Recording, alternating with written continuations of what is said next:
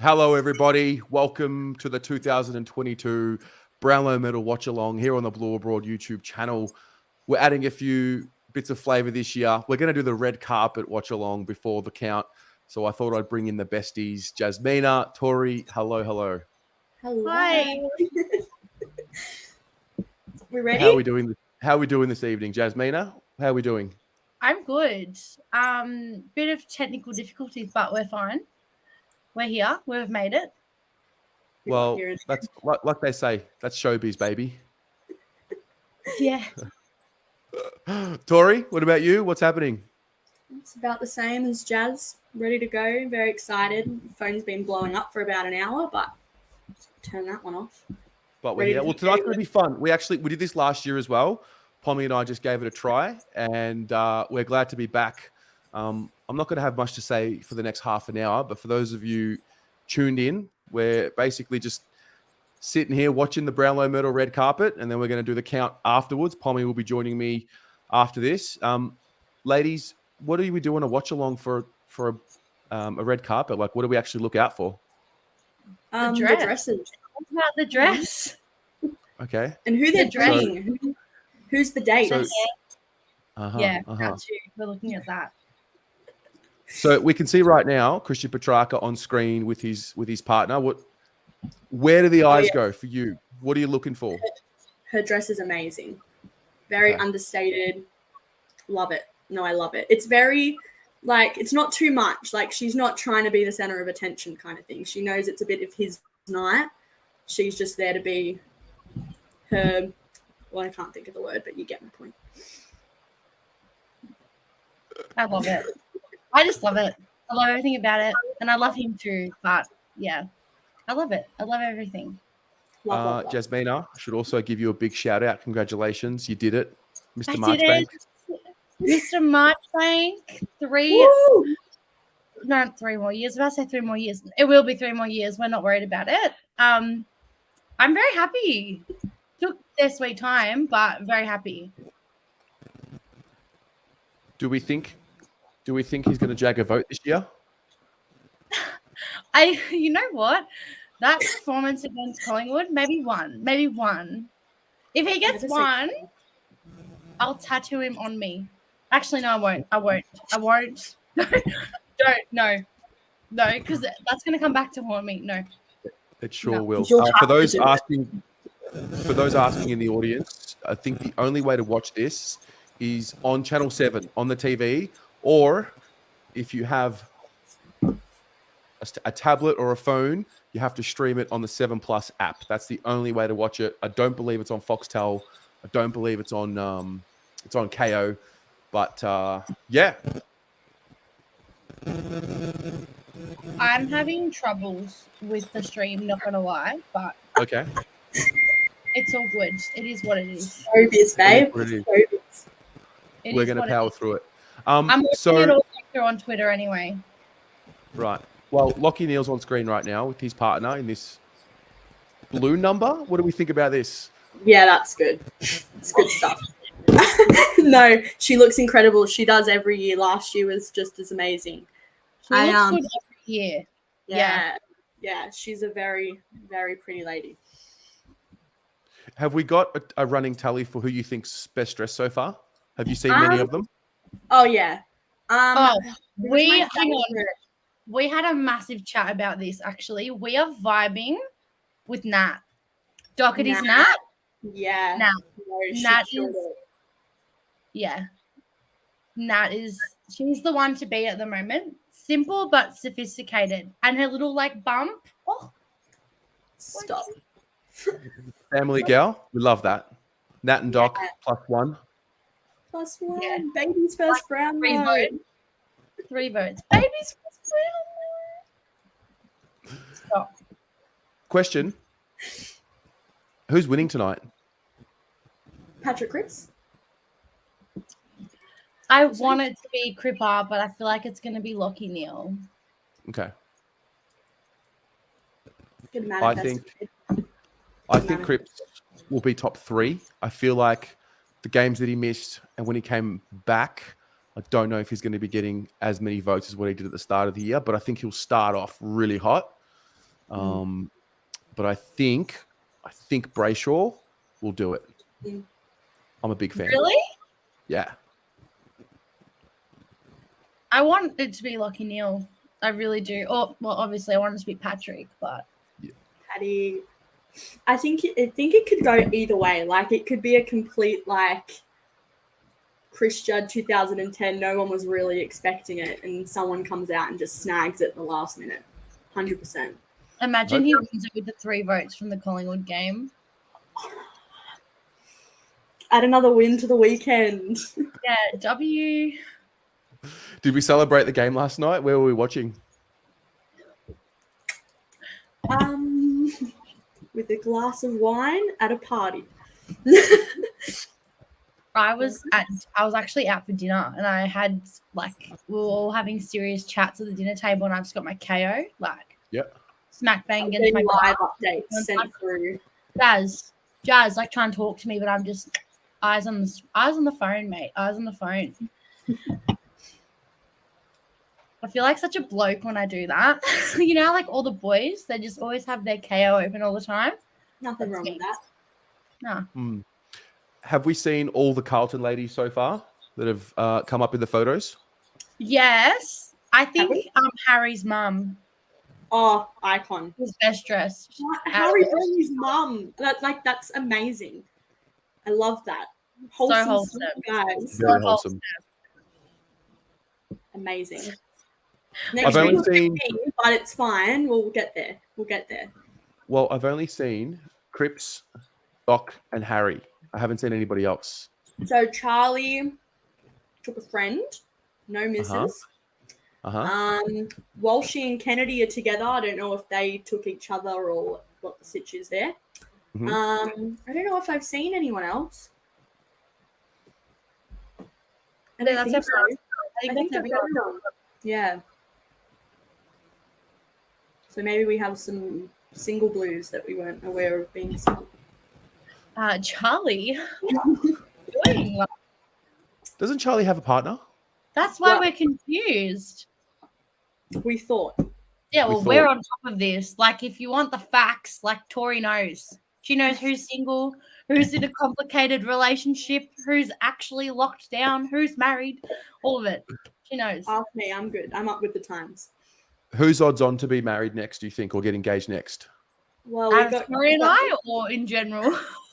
No, for the Blues. I can't think. Well, I would have Cripps is obviously going to get married. I'm assuming it's next year. It's a guess, obviously, because they're already engaged. I can't think of who's in relationships right now. We know Mr. Marchie has a missus. They've been together too, so possibly. I don't know. Who else is in a relationship? Fish. No. Oh, they're getting married for sure. J-Sauce? We love That her. could be next. J-Sauce, yes. I don't know who else there is. I can't think. Now I feel like I need to do deep dive stalking. Give me a minute. Someone wants to know if you're single, Tez. Are you single? I am single, but that's beside the point.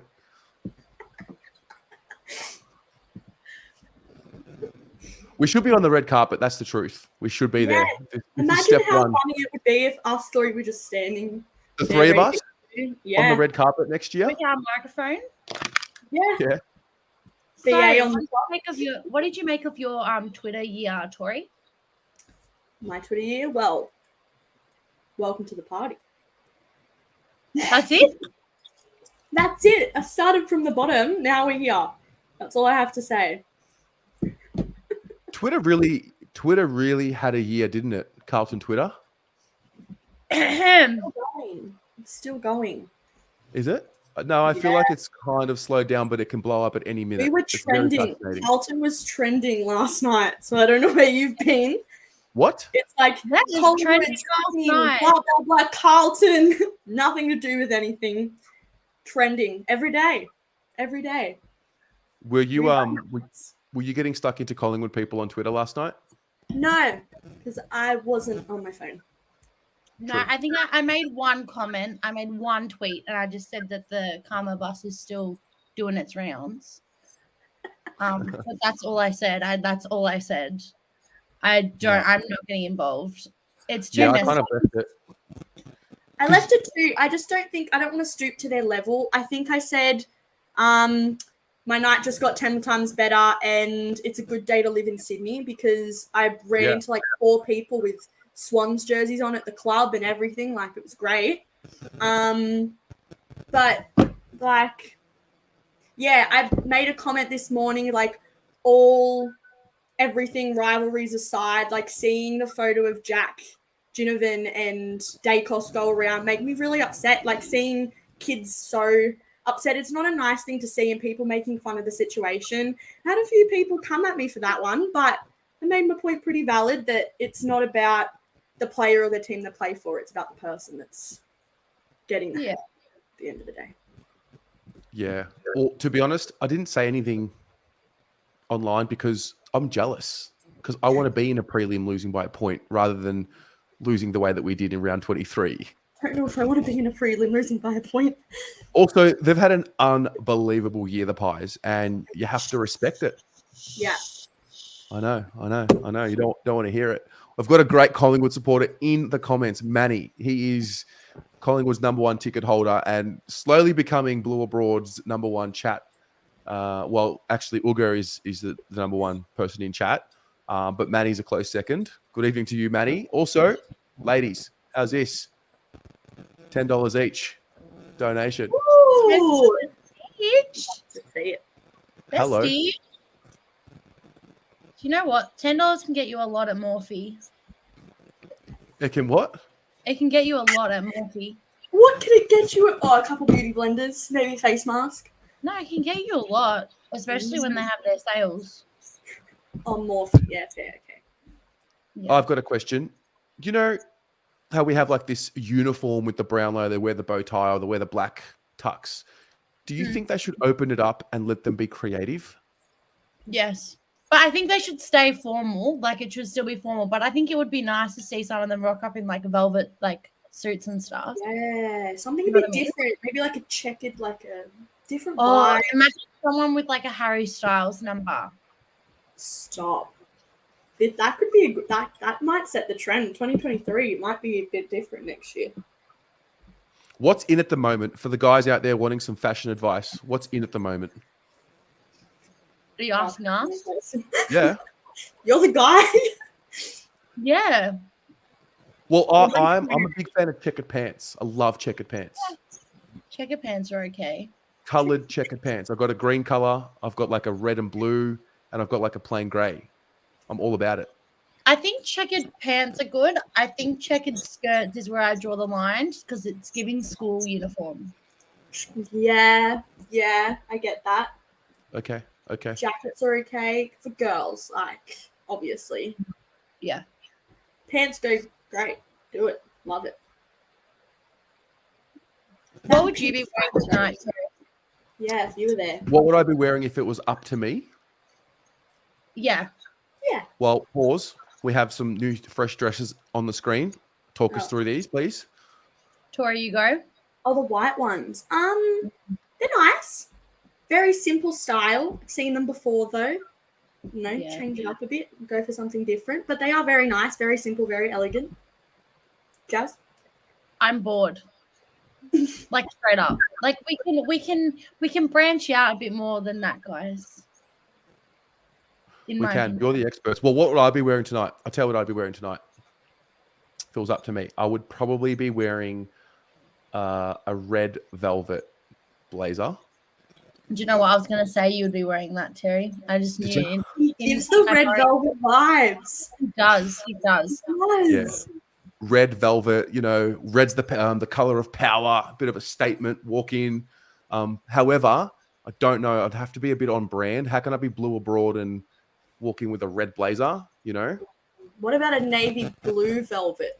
A navy blue velvet. I think that's the better one. That's the one. Navy blue velvet. You can't go wrong. Mm-hmm. Very good. Very nice. Very sleek. Yeah, very chic. Mm. And for those in the audience, I'm absolutely wearing trackies on the bottom here. So are we. My pants. This is just the top. It only goes so far. Yeah, I'm very comfortable right now. I'm looking forward to taking this off. I'm not a real big fan of wearing a shirt and a tie, if I'm honest. You're Yeah. not? I'd Nah. rather be my PJs. Well, you can't go to the Brownlow in your PJs, Tori. Never say never. Never say never. What about the count? What do we expect? Anything surprising do you think will happen this year from the count, from a Carlton point of view? Kayla Marchbank will pull one vote. Okay. I don't know. I don't know if it'll get as high as last year's, because last year's didn't it break a couple records or something. Well, Maybe. I'm pretty sure Walsh had 27 or 30 votes last year. Yeah, and like that's like usually like a good win if you hit 30 votes. So Yeah. I don't know if we'll break another record, but I reckon there's going to be a few underdogs popping up somewhere.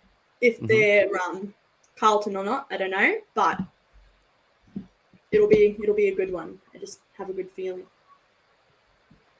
Scrog Bok, no, I cannot stream the video when the actual count starts. That would be illegal. Terry will be in trouble.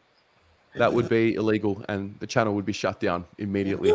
And that we can't have. We can't have that happening. But it's on free to air. It's on free to air. Just turn your tellies on. The best way to watch the count tonight. Yeah, the best way to watch the count tonight is, I'm assuming everyone has a TV. So Channel 7, and then you get your phone, you put in Blue or Broad on YouTube, and you put your phone in your hand and you watch us watch the Brownlow while you watch the Brownlow. That's exactly right, guys. That's the way to do it. Yeah. Off-season plans. What is happening in your world, Tori? Off-season, what are you doing? Just ask Jasmina first. I don't know. I need to think of an answer. Me? Yeah. Off-season plans. Probably a holiday. Don't know where. I'm leaning towards like New York, maybe. Really? For a couple weeks. Yeah. I think that's where I'm going. In my head, and then like maybe a few days in like LA so I can go to Disneyland and be a child for a little bit. Okay. I actually thought of mine, and it's happening in about a month. I'm coming to Melbourne. Oh, yeah. So I'm going to be there for a few days. Jazz's birthday. So I'm flying down. So Melbourne's number one on my list of things to do. Amazing. Amazing. How long are you down for? 5 days. Thursday till Monday. Not long enough. Sorry. Yeah, that's not long enough at all. I'll come back. She's going to move here. Eventually. You've got to be here for round 1 next year, because I know we say this every year. Every year I say we're going, and then I have uni that day, and it stuffs up my plans. But this year, I'm literally will drop that subject if I have to. I will be there. I will be there. Okay. It's a Round certain one. W, by the way, round 1. Exactly. And if I'm there, 100% we're winning. Wow, round was so far away from round 1. It's a bit sickening. we'll blink and it'll be here. Trust me. No, it's going so slow already. You know what? Once the grand final's done, it'll fly. It'll fly. How are we recovering from round 23? Have we recovered? I don't think recovered's the right word. Okay. I'm not as hurt. The pain's died down, and seeing other teams have some pain is lovely. Because it's not just us all the time. But it still hurts, and if you're going to remind me, I'll probably cry. So just don't. Okay. Well, my dad is still apologizing to me because I cried at the ground. And he just his heart just broke because obviously I didn't have a choice. I was born into this. So he's been apologizing to me nonstop. Just like every time it's mentioned or it comes up on the TV or someone talks about it, he's like, I'm sorry. Like, I'm so sorry that I'm putting you through this, but it'll be worth it when it starts to turn. So I think it's already starting to turn. I don't think it's far. I go through waves. It's honestly like a breakup. Yeah.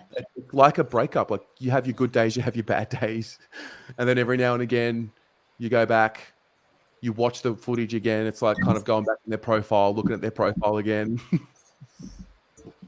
I Watching agree. the last 5 minutes is horrendous. Like, don't do it to yourself. Yeah. I haven't watched anything of it like since the final siren went. I refuse. Can't do it. Won't be doing it. You won't see it happening.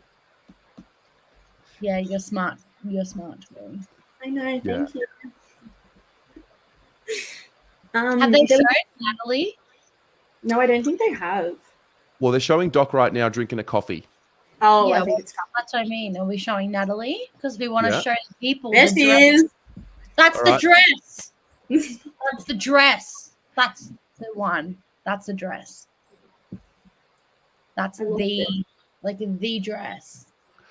Is it just me, or have the dresses? Because I remember like years ago there was like the infamous Beck Judd dress. I think Tanya Buckley had a bit of a revealing one. I feel like that's gone away a little bit. They've gone very safe this year. Like, they've changed it up. They're not taking risks. I'd like to see some risks to make it interesting. Give us something to comment on. I'll be honest with you. I think it's the generation, like, because the younger crowd's coming through now. It's like, I don't know if you've noticed fashion in general, but it's very like, you know, girls dress up in like their blazers and their like suit pants, and like that's the look now. Like, it's very like sophisticated. So I just think it's just the time at the moment, but it'll gravitate back towards that way. Like, fashion's a cycle. You know what I mean? Right. So I think that'll all come back, but you also need to get like a character. I feel like a lot of the wags now, like especially with, you know, who was one that sort of overstepped the line a little bit was what's her name? Jess Murphy. Mark Murphy's wife. She always did something like extravagant. She had like lots of sculptural dresses. Always looked good. She like really stepped out. But other than that, I haven't seen anyone since her that's kind of done that. But I think it's got a lot to do with just the wives and the girlfriends aren't as present. You know what I mean? Like, they're sort of in the shadows, so they just kind of come out and they just wear what looks good on them. Mm-hmm. But no one's like, because Jess was like, she's like a fashion guru, so like everyone would be following what she's wearing, sort of thing. But all these girls are just regular girls. You know what I mean? There's no one. Jess was specifically like a fashion blog. She was a fashion blogger, right? Yeah. Like, she already had a platform before merch. Exactly. And everyone was like, oh my God. So she would like always step out of that so that everyone would like follow what she's doing, because she knew that she had like a following that she had to like impress. You know what I mean? Whereas all these other girls are just regular girls. Like even Mon, she steps out a little bit, but she won't go too full on. But that's just because that's her. So I feel like the dresses are more reflective of the girls rather than fashion at the moment. Right. If that makes sense. Yeah. Yeah, the natural. I learned something new tonight. There you go. I just want to point this out back to, we had a stat in the chat, in the live chat from our fabulous Kira. It's 164 days until round 1. So she said, doesn't sound that bad. Exactly. So she's got the stats for us. It's not that far. I feel like once you get past Christmas, once you get past New Year's Eve, and then you're into January, and then the preseason camp pictures start coming out, then you're in kind of like the home stretch, and then February you got a practice match, and then once you're in like 1st of March, you're roaring. You're absolutely roaring for round 1. But it's also like, I feel like this period here, like after the granny, and then all the way until like start of December, mid-December, it's slow. But once you get into December, like you're so busy with family stuff and just Christmas and New Year's plans and all that. Anyway, it flies. Like December goes so quickly. But yeah. I think also because we've got like the AFLW season trickles now, they're not even halfway through that yet. And then there's the trade period, the draft period, which is starting a little later. So, by the way, for those watching and that like the trade period, you need to stay in tune. Pommy has, I saw the spreadsheet the other day. He's got stats, numbers, names ready on every single profile. It's fascinating. Trust Pommy to have all that. Pardon? It's 164 days till March, not until round 1. Oh, until round 1. Just So it's a bit more. okay, 180. but once it hits March, it flies. Yeah. You should get Pommy in here before we leave so we can critique his outfit for the Brownlow. We can do that. Yeah, We can do that. like it. I'm not sure what time the actual. Yeah. I think you need to lose the jumper if you're going to go in there. If I'm going to go in where? In the Brownlow. Well, Did we yeah, miss it's actually a sweater. It's a sweater. You got to lose it. They're not going to let you in with that. What do you mean? Do you know who I am? You know who I am? They're not even letting me in. No, I wouldn't wear this sweater to the Brownlow if I was there, but I felt like it was a nice touch. Nice and simple, bit of navy, you know. Why not? Wait, I think- critique my outfit. What am I doing? How am I going? I I think see about what? I would have looked better. Sorry. Okay. No, this is good. Good feedback. Criticism's worth so much more than compliments. I think the bow tie would have made it, but we all know Yeah. what happened. Well, we don't all know. We know Yeah. what happened. Couldn't find it. Yeah, he missed it. He Tie. couldn't find it, didn't he? Regular tie, yeah. It was colour red is as the well. tie? Is it navy? It's charcoal. I wore this. This is from my my sister's wedding. I wore this tie. So shout out to So Steph. we're recycling. Yeah. Yeah. So we're outfit repeating. We're Oh, absolutely the out. dress. We have the dress. Okay. Hi, screen. Josh Dacos's. Yeah, I don't like. Not a like. fan? Why? The white. No, it's not good. I feel like she's words draped a little bit of a curtain going on, cut a bit, snipped it together, turtleneck. I don't know. I'm not a fan. Josh is on the other hand. She looks great. I think very simple, very elegant. Again, Yes. a little understated for the Brownlow, but I guess what she's wearing though is very much what the style is at the moment. Like that's what people are doing. So I understand it, but it's not my favorite. I don't like the white one. I like the other one. I don't know. I like the turtleneck. I'm all about the turtleneck. It makes your head look massive. Like you've got to have. Oh, Oh, Jasmine, no, everyone has a big head like you. Sorry, that was so mean. Okay. Anyway, so I've got a round head. So this is like a fashion tip for everyone. If you have a Right. round head, don't wear a turtleneck. Your head will look like a basketball. Okay. If you have a more chiseled jawline, you know, like a more square or like, you know, pointy chin, then wear a turtleneck. You're fine. But You need the Me? vision. yeah, like even Tori's head's too fat for that. Thank you. I've actually got a turtleneck. It's black. Well, lucky you have a chiseled jawline, Terry. You're a lucky guy. Lucky. Lucky. It never used to be that way. Go back to 2020, watch my videos. It's a round face. Yeah, well, you've obviously done some chin exercises or something. Well, yeah, I've also got out of lockdown, you know.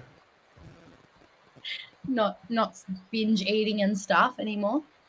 Total binge eating. Well, yeah, no, not anymore. Binge eating's a thing of the past now. Yeah. Yeah. I would. Although after round 23, that weekend after, binge eating all weekend. That was my next question. What was your like? You know, like when that siren, when you went home, did anyone have like a bizarre snack or like something that they ate like for comfort food? I didn't eat. That was my problem. I was got really sick. sad, so I had like 4 bowls of Fruit Loops Yeah, look, at man. like whatever time it was. That was I what I laid, had. I laid on the ground for about an hour and then I just forgot to eat, went to bed, slept off my pain. That's how we roll. I had And then I we'll ordered a chicken burrito from Fonda, large chips, and the chicken quesadillas. I regret not eating now. I feel like I could have had such a good excuse to just eat anything. Well, that's what Yeah. I did. So what I'm going to do is I'm going to get Pommy in, Get something started. and we're going to get one last word from the gals before we move on to the next. My drink ran out as that happened, so perfect time. Amazing. So where is he? He's here. Let's have a look at Pommy, what he's doing. Pommy. Pommy, wow, he's checkered. He's got the checkered. And he's gone Hey. blue. Oh my god, me and Terry are in black. You guys are in blue. It's all We're happening. very fitting. We've done well. Yeah. We do recon here at Blue Abroad. This is the infamous blazer, Pommy. It is, mate. It is, yeah. It's all right, doesn't it? No tie, though, because you only wear a tie when you go to court. Well, And we don't do that anymore. Oh, No, we not don't. anymore. Ladies, any final words before we bid you farewell? I think Pommy would get straight into the Brownlow, and I think you would get kicked to the curb, Terry. Okay, thank you. Thank you, Jasmina. Also, follow me on Twitter. Plug. Plug. Corey, No, I one have last nothing. prediction. No, I'm good. Oh, prediction? Ooh. I reckon it's going to be a draw. There's going to be 2 winners. And who will that be? Don't know, but there's going to be 2 I winners. took it lucky. What a dream. It would be great. That would be Yeah. iconic. Amazing. Well, ladies, thanks so much for joining. It's been a pleasure having you, and we'll see you soon. All right, slay the day. See ya. Bye. Bye. Pommy. They look phenomenal, didn't they? They were fantastic. Absolutely. Hey, do you know what I mean? It's a tough act to follow that. I know. I've got to get serious now. Off the shoulder numbers and stuff. Do you know what I mean? I'm taking off this tie. That's what I'm doing. Hey, I'm done here with he it. is. Look, here he is. I'm done with Relax this now. a little bit. Yeah. Mate, how are you? What is happening? It's a big night tonight. It is, mate. Hey, tell you what, we'll have a little quiet plug. Let me just hide this. But here you are, look. On Friday, I won our version of the BNF, as voted for by everyone in our office. Department Manager of the Year. So I am the Brownlow medalist. Congratulations, mate. That's So great. count and win. That's called excellence, mate. No, that's awesome. Any other special prizes? Big bonus at the end of the year? It was 1K gift card, one of them Visa cards. So that'll probably go on video production. And to add to the Collingwood, hey, I took out the sales manager by 4 votes, and he's a Pies fan.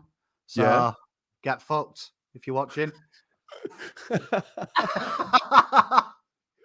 What'd you make of the game last night?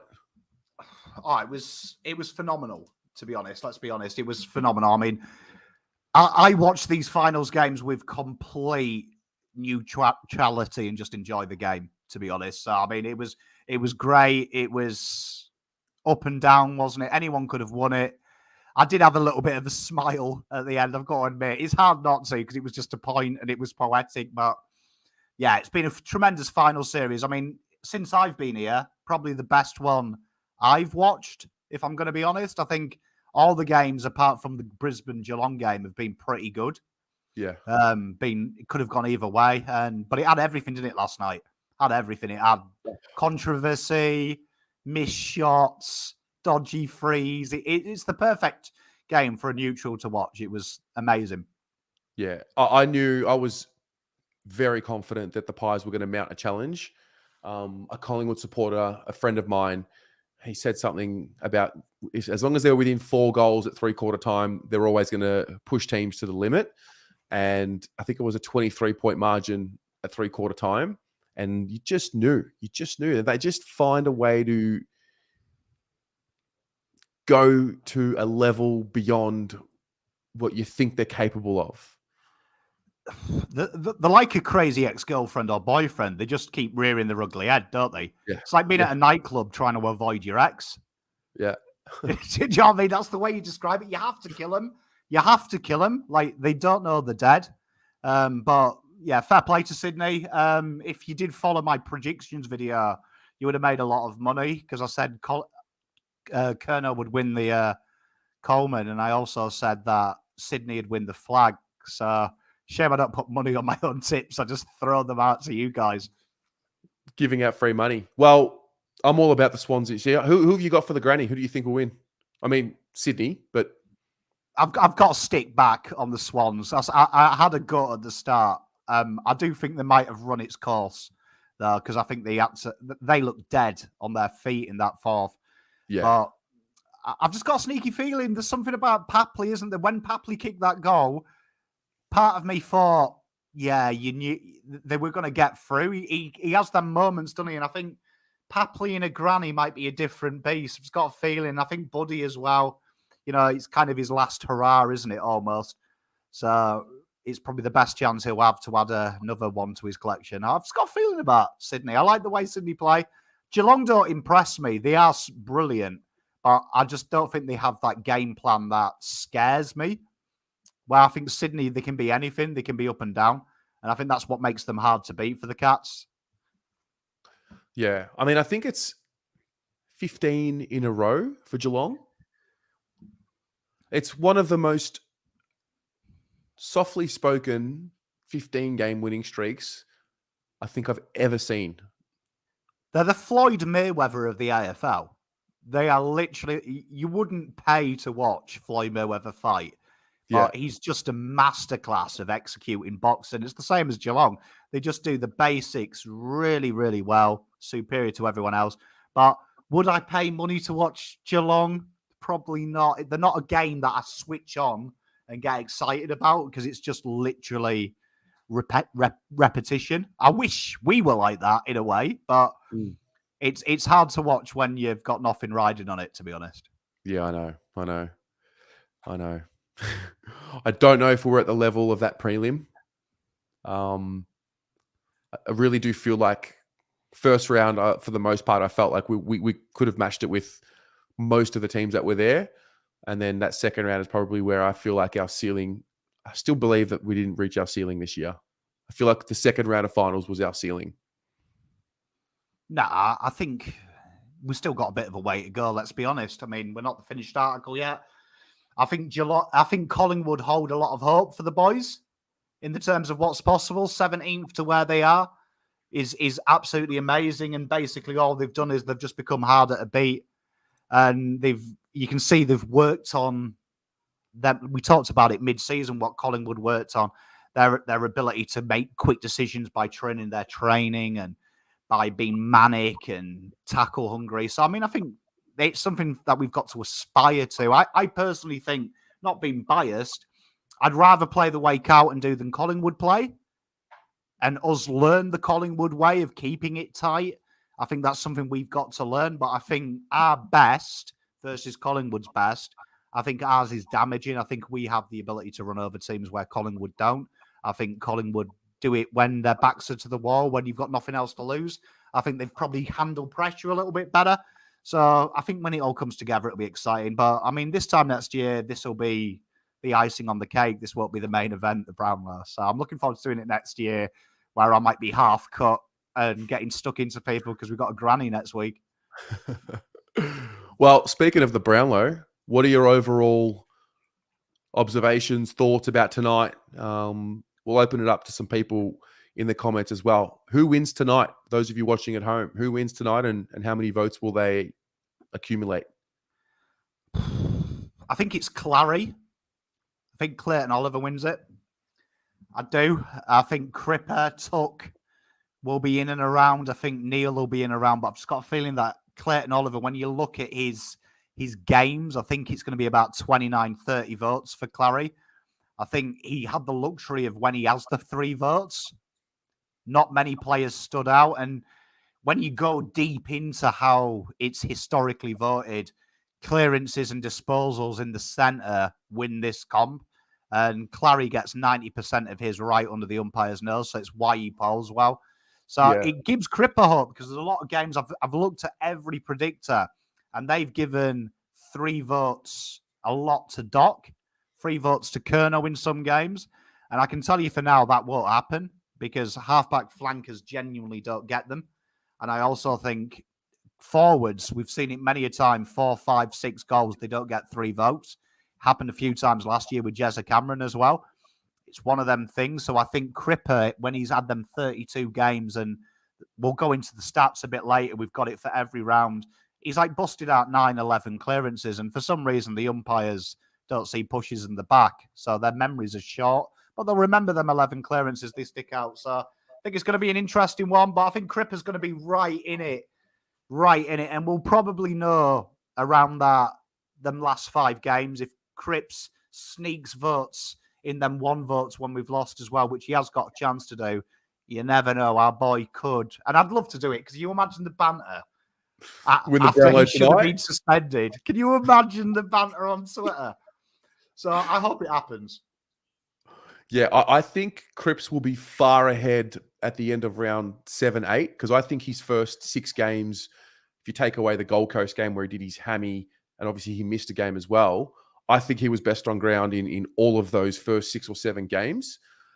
And then, yeah, you're right. I think it's just a matter of, can he jag ones in those, in that poor patch of ours. He wasn't as prolific in that second half. I think the 3 votes will come to him in the last game of the season. And that'll be interesting, because we'll know that he's definitely going to be getting votes in that game, or we think he will. But I think he'll probably just finish just inside the top 3. I don't know. I love Andy Brayshaw. I love Touk Miller. Maybe I'm biased towards them. I actually thought Rory Laird had a pretty good year as well. Maybe because I just play too much fantasy, but I don't know if that lines up when it comes to the Brownlow night. But yeah, Oliver, I don't know. I just get a feeling that, I don't know. Can't explain it. Just have a vibe that he won't win it. I think he's got a chance. You look at Nat Fife's Brownlow, his first one. There was a few games he polled 3 where he wasn't the leading possession getter, but he plays a physical brand, and he does them. Peak Fife is like peak Cripps. He bounces off players. He gets the hard ball when he does the unthinkable. So that sticks out of the umpire's mind. You've got to remember, they do this vote just at the end of the game, and they don't look at stats. They don't look at that. It's the player that they kept seeing. So Cripper's game style is one of them beautiful things. It's repetitive. You will notice Cripps pick the ball up and bounce off 3 players, spin through and kick the ball out of the centre. So that'll stick out. That sticks out. So he's always got a chance, Cripps, just the way he plays. He's got one of them umpire-friendly, and he's an umpire-friendly player as well. You don't see Cripps argue with the umpires. He's one of them who holds his hands up and nods. He doesn't argue with them. That goes against Oliver, because Oliver looks like he's your classic prep school boy, isn't he, Oliver? He's proper whining, probably telling the umpires his daddy earns more money than he makes a year. Yeah. No, 100%. Well, I think I'm very curious to see how much of the narratives come to play in the vote count. So obviously Cripps back to his best. I think Doc playing football again. Even Charlie Curnow back to footy after the story. I wonder if that's going to be of any influence and what the wild card will be. Because every year there is a bit of a wild card that no one really sees coming. Yeah, there'll be someone who shocks you. There'll be someone that comes out of nowhere and will probably be in the top 5, 7 that no one's thought about. Always happens. Brayshaw did it a couple of years ago, but it's one of them things. But I mean, we've got a lot of players. We've got 5 players each round who have picked as our potential vote getters. So I think your boy features a few times, Old Fish. Well, let's get the first one up. We get nice and prepared. So look at what we've got for you here, ladies and gents. So Pommy, run us through this. Well, I mean, this was the Richmond game, as you remember, 25-point win. It was one for the ages, wasn't it? I mean, from left to right is orders of favourites to poll 3. So, I mean, Cripper, you'd say this is as stone wall as you get. He had the 10 coaches' votes, 3 goals, 8 clearances, 30 touches. Doesn't get more clear cut than 3 votes here. I mean, if he doesn't get 3 votes, we're going to have to storm the venue. But Kennedy had a great game. He had the 8 coaches' votes, 1 goal, 33 touches, and again, 8 clearances. Chera was brilliant, 6 clearances, 30. Doc with the goal. That may stick out because players came from all around. He only got the 1 coach's vote, and it's interesting. 1 coach's vote usually polls. I know that sounds weird because they do it in orders of 10, but for some reason, the coach's votes have no bearing on what the umpires say. And George Hewitt, smoky here, 4 clearances, but when Carlton gained the ascendancy, all 4 of them clearances won and resulted in goals. So that is, again, something that the umpires may remember. Just be like, oh, you know what? Every time he got the ball out, it was a goal. And it's them little things that the umpires seem to remember in game. Interesting. Well, we're moments away. Gil is currently doing the address. Looking forward to seeing if there's going to be any mistakes with pronunciations. It's a tough one. Well, I mean, Gil loves this time of year, doesn't he? I mean, he's probably practiced all year counting from 1 to 3. So, I mean, is there any human being in the world like Gil who can milk counting to 3 over 4 hours? Tell you what, it's a gift he's got. It's a gift. Yep. I'll give him that. This is his last one. Maybe they get us to do it next year. Imagine that. Oh, it's not that hard. I can count to 3. I'm overqualified, if anything. Yes. Kira, Laura Kane looks stunning. She does. The wonderful Laura Kane. Big friend of the channel here at Blue Abroad. Well, let's hope he can do it. I mean, I would not be shocked if Cripps won it. I will tell you that now. But if anyone is doing live bets, free money, Aaron Hall, $5 to poll 1 vote. That is as clear cut as you'll ever see.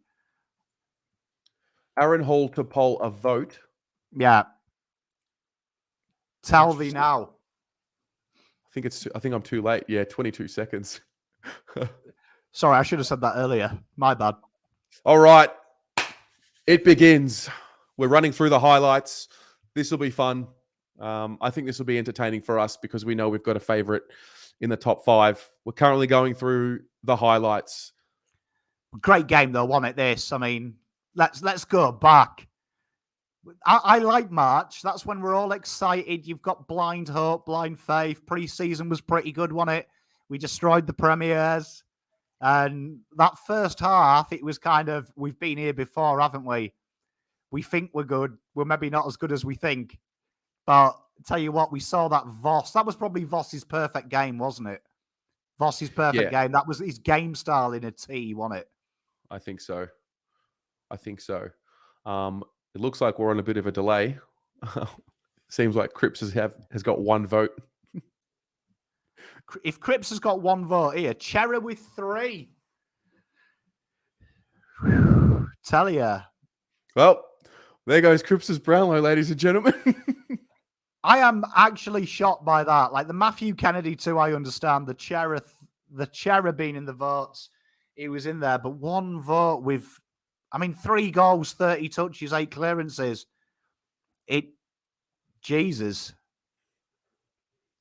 Interesting. There you are. Corruption reigns rife in the AFL. Gillian and his blood money. Gillian doing a Canelio again, isn't he? I think we might end the stream. That holds your hope, though, that he may poll 3 votes. But, that is balmy. 10 votes in the coach's votes, 3 goals. Like 3 goals that night, too. Yeah. He was crazy that night. And that 4th quarter as well, I think every touch he had, something happened. That is... Well, there you are. Hey, that's probably payback for the stream. Yeah. The Get Cripper off stream. There it is. Yeah. There's the payback. It's round 1 and the season's over. I've seen this story before. Well, that's crazy. But, it is what it is, isn't it? It's the AFL. It's not real. But Round 2, we're on to now. I mean, this was the 12-point win. It got better, and dare I say it, you'll never get more of a Stonewall 3 than this from Cripps. 35 touches this time, and 2 goals, and 11 clearances. Like, if he doesn't get 3 votes here, there is some shenanigans going, because there's no one near him apart from Sam Walsh, who kicked no goals. But Cripps did get one of these running into midfield from a clearance. Matt Kennedy was sensational. 31 touches, 2 tackles, 6 clearances, and a goal. Harry, 4 goals. Kerno, 5 goals. All featured in the coaches' votes. Matt Kennedy's one to watch here, though, because no one gave him any coaches' votes. So that'll be interesting. He may get 1 vote here. We're going to beg our boy home, but should be 3 for Cripps. Should be. I remember Walsh coming back in this game. It was his first game back because he had the syndesmosis. I think he had the 41, you said? Yeah. Had the 41. He took the piss. He had 35. 35. Charlie, Harry, and Cripps.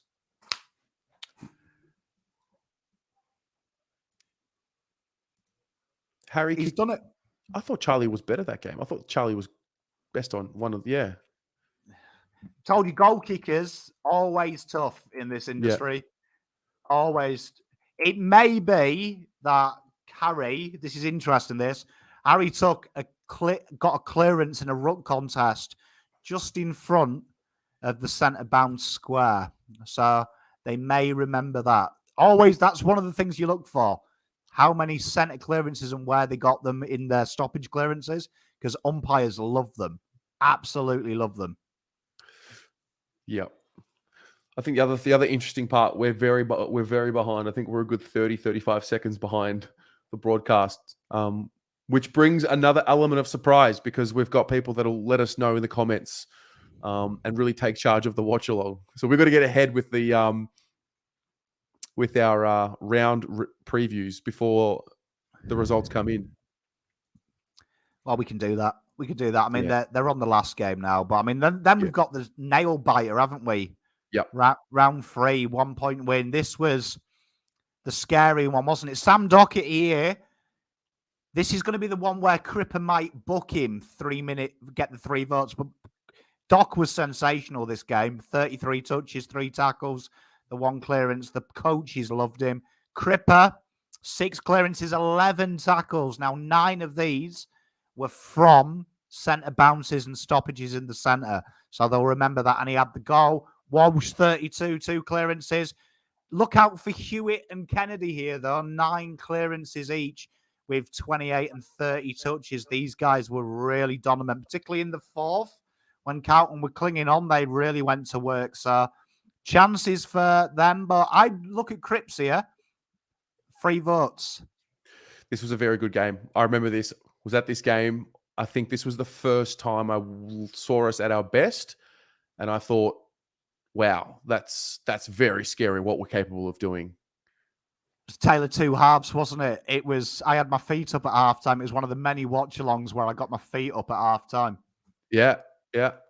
Back when life was good, mate. First half of the season. Oh, mate, I was booking me finals tickets at this point. I had videos pop up today on Twitter of quotes that we had all said throughout the year. There's one with you saying, I think it was after Hawthorn. Yeah, we're not talking about finals. We're talking about top 4. What a melt. Well, Cripper did pull the 3. Doc got the 1. Beautiful. There you are, you see. Well, there we go. That's a bit of, Uncle Pom helping you out there. Getting inside the umpires' heads. But always shows you the coaches' votes are the biggest fallacy in the AFL. Biggest fallacy in the AFL. Very George Hewitt as well with the 2. What's that? George Hewitt as well with the 2. He was $4.50 to poll in that game. The bookies didn't like him. He's it's amazing clearances. Tell you, they're massive. There we go. The Bull, 3 votes. But he keeps doing it, and he's in with a shout. Cripper tied first with 7, I think. But this one here is going to be hard for anyone to poll because Carlton were absolutely horrendous, weren't they, this game? Yeah, we were terrible. 30-point loss. Some players to look out for, though. Zach Williams may poll a vote. How good would that be? Old Zachy. 36 touches, 5 tackles, and he went on the midfield towards the end, got 2 clearances. George Hewitt again, clearance machine, 8 touches. Sardi, 23 touches. Genuinely, this is where your halfback flankers do poll incredibly well as well, because they seem to like them. When the team gets battered, they like halfback flankers. And Sam Walsh might be in with a shout. He had a lot of the ball in the 4th and the 3rd when Carlton were trying to fight back, but no hope for Cripps here. Obviously, he wasn't there, but Zach Williams may be Carlton's only hope here. Don't be surprised. Would love to see it. Would love to see it. Can also confirm Zach Williams is already started his preseason. Well, I mean, might be the first of many for old Zachariah. But I mean, when I was doing this, it was surprised me. Zach Williams, he started quite hot, did Zach? He did. Like, took me way back. Like, yeah, no, I thought he did too. When I was doing the when I was tallying the votes for the Play Ratings Player of the Year, I realized he was averaging something like 8 or 9. Yeah, he's crazy. Like, when you go back and look at it, like, I also, when I was doing this, like 6th, 7th favorite was Jordan Boyd as well. When he came in, there was quite a few games, especially in the 4th, where a lot of his numbers, which the umpires looked for, were really impressive. So quite interesting, because they're 2 guys that we didn't see a lot of due to injury. True. Don't want to get you excited for next year already, but well, if only there was a way to control, even by 10%, the luck that we get with injuries. Would love to have a lucky year with injuries, just to see what it would look like. Oh, I mean, 8% of the list were available all year. Just let that sink in. Like, how much? That's piss poor. Let's be honest. What was it? 8% of the list was available from round 1 to round 23 for Carlton. Wow. Well, you think about it as well. Only 3 players: Zach Fisher, Sam Doherty, and Charlie Curnow. 2 of them. The odds at the start of the year of them playing the year would have been what, 100 to 1? True. That's where I think we got a little lucky, right? But on the other end, I think it was we had 10 or more injuries from round 6 or 7 onwards, something like that on the injury list. Yeah, well, I mean, it's the most injuries in the AFL. I wouldn't use it as an excuse, though, but I'm saying it is. I do think the big thing for Voss is he never got really continuity with his best 22. And I think that must have been a nightmare for him, having to spend a lot of time adapting players' roles. Where I think in an ideal world, he would have been like, right, okay, set and forget. Because a lot of them positions were set and forget as well, that they were injured. Do you know what I mean? I'd imagine by round 1, mentally, he was set and forget with Oscar McDonald and Jacob Wheaton. And he was like, right, that's sorted. But then it kept getting gradually worse. And Lewis Young took his opportunity. And I suppose now he is a set and forget. But there was a lot of issues, wasn't there, for it? Yeah. I think also when you think about training, wanting to have, 18 on 18 on the field, eventually you just can't have that anymore. You have to sort of make up numbers and put assistant coaches in there on the field and things like that. It's something to think about. Yeah, it'd be a nightmare for planning.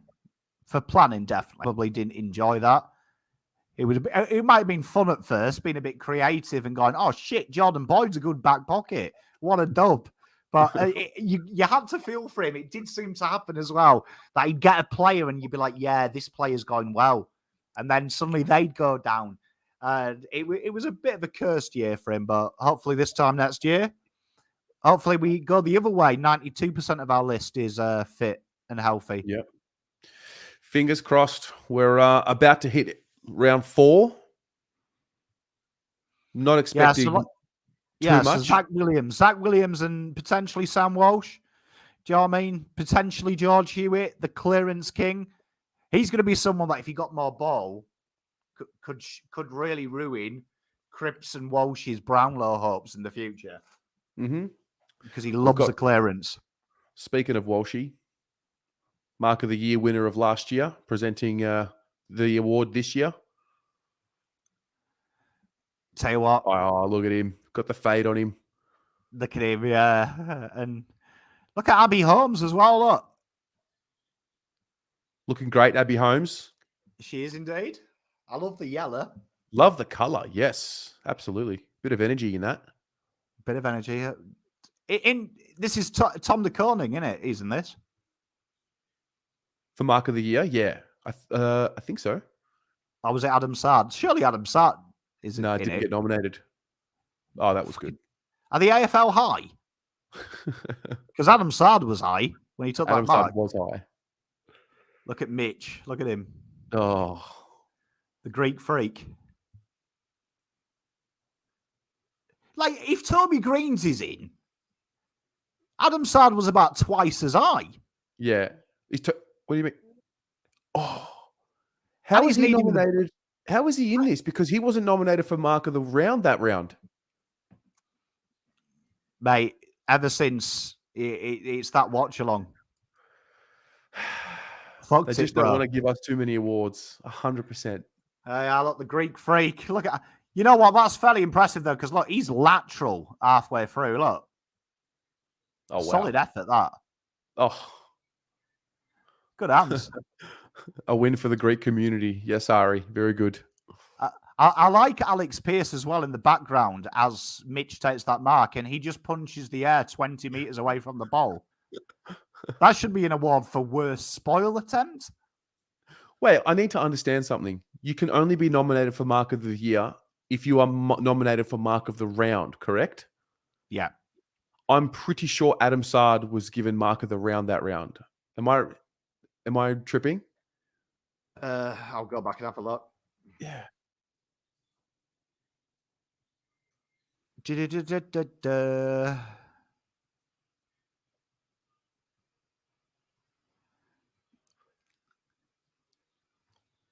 Round 19.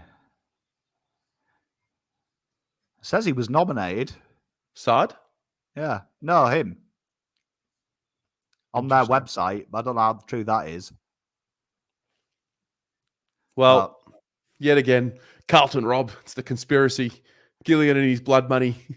Classic Gill, isn't it? Do you know what I mean? There's a big dub for the prep school boys. So we're at round 4 now, aren't we? Yeah. We're so at round 4 highlights. This was our first loss of the season. How good is playing Gold Coast in the first 5 rounds? Every year.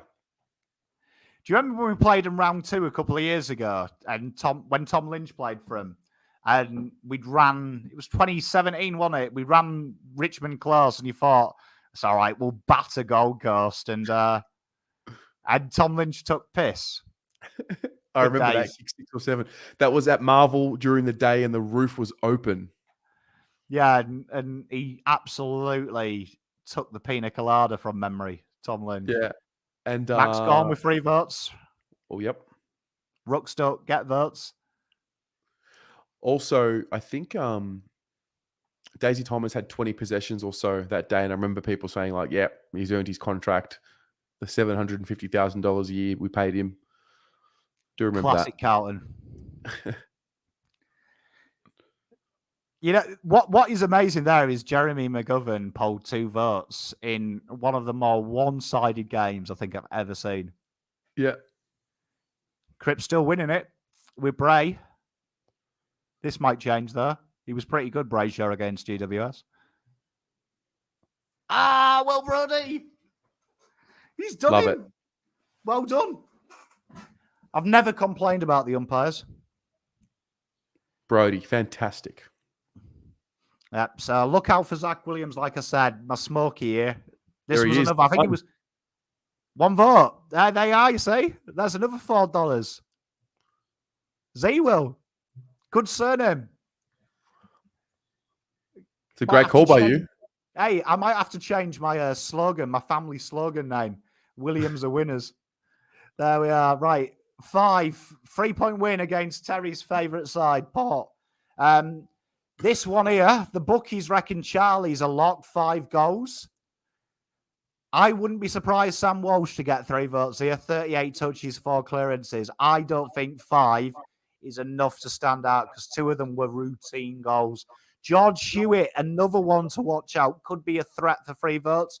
33 touches, 13 clearances. Umps love that. Terry's boy, Zach Fisher, popped up with 2 goals late in the game and turned the tide of the game, really. 22 touches. And Harry, he's very friendly with the coaches' votes. With the umpires' votes for some reason. The umpires really enjoy it.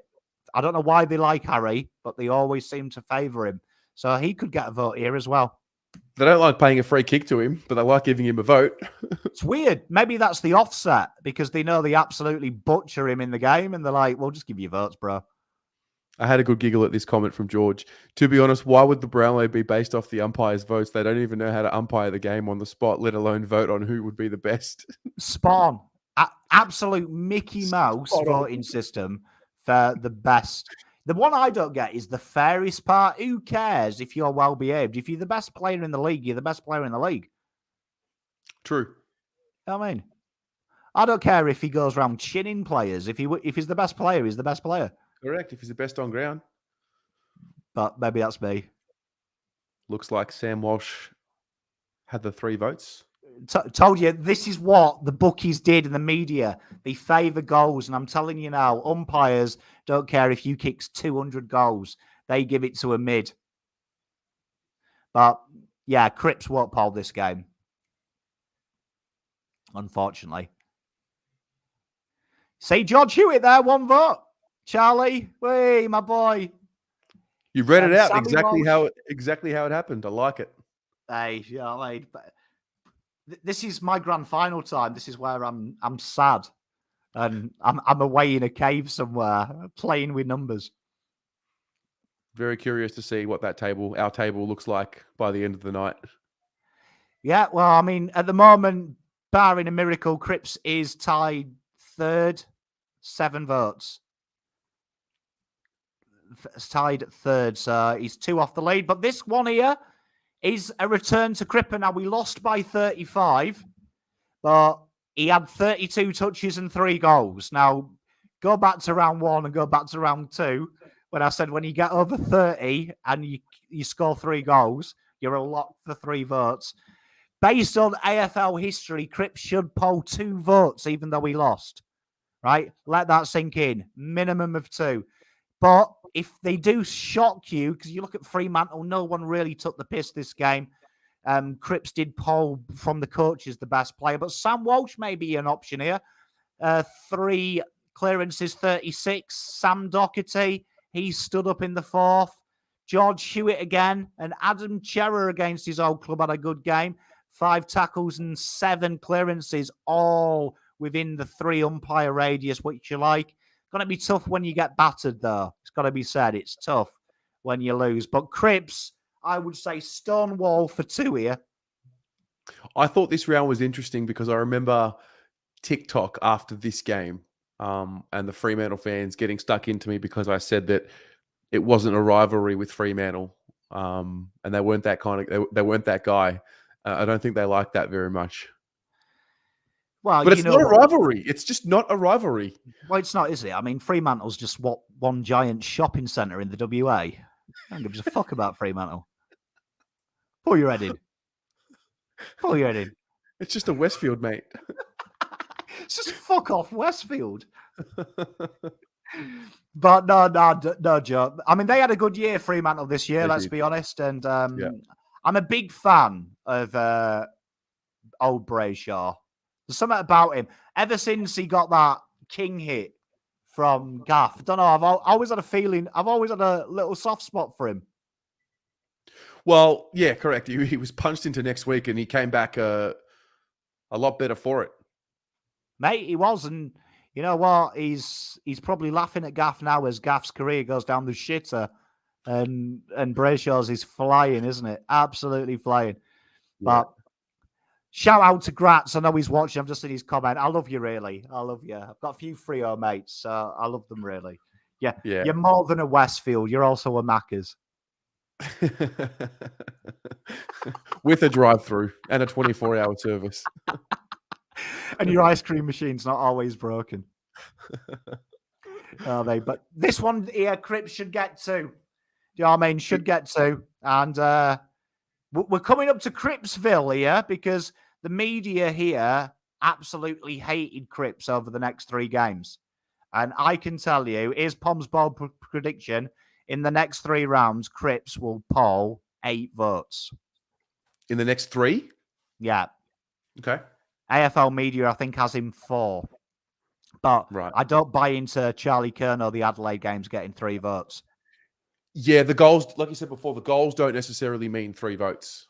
He's got a chance, though, because Curnow took the piss with disposals in that Adelaide game. But I think they'll go Cripps because when a midfielder gets double figures clearances, the umpires, for some reason, it's like Viagra to them, which is ironic because you watch Cripps when he gets clearances. The AFL just let him get battered. He's like Ginnivan in the forward pocket. Since the rule change, you can do anything you want to Cripps in the centre, but they really like his clearance work. Yep. What have we got right now? It's a tie right now, isn't it?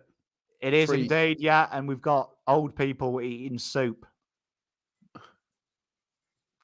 Oh, sorry, cornflakes. How good are cornflakes, just quietly? Don't know. Breakfast of champions, mate, cornflakes. I'm more of a Special K kind of guy. Oh, God. Just get cornflakes and eat the box with milk. You won't have milk, though, will you, Terry? What do you have on your cereal? Oat milk. Come on. Come on. Come on. Are you wearing the suit pants as well? I've got the trackers on, mate. People were speculating, were we naked? Yeah. I thought about it. I thought about wearing shorts, but it's a bit cold. Mate, I could go. I could go out right now. Like, honestly, if Charlie said, look, my date's pissed, Pom, step in, I could step in for him.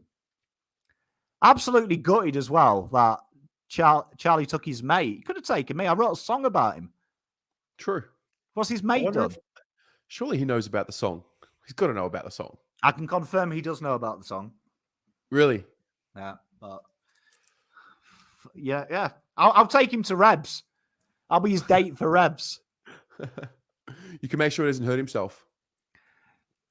Well, actually, I was thinking about it. You said something to me on the show, maybe not last time, but the week before, about Charlie going one step further and kicking even more goals this year. I thought about it.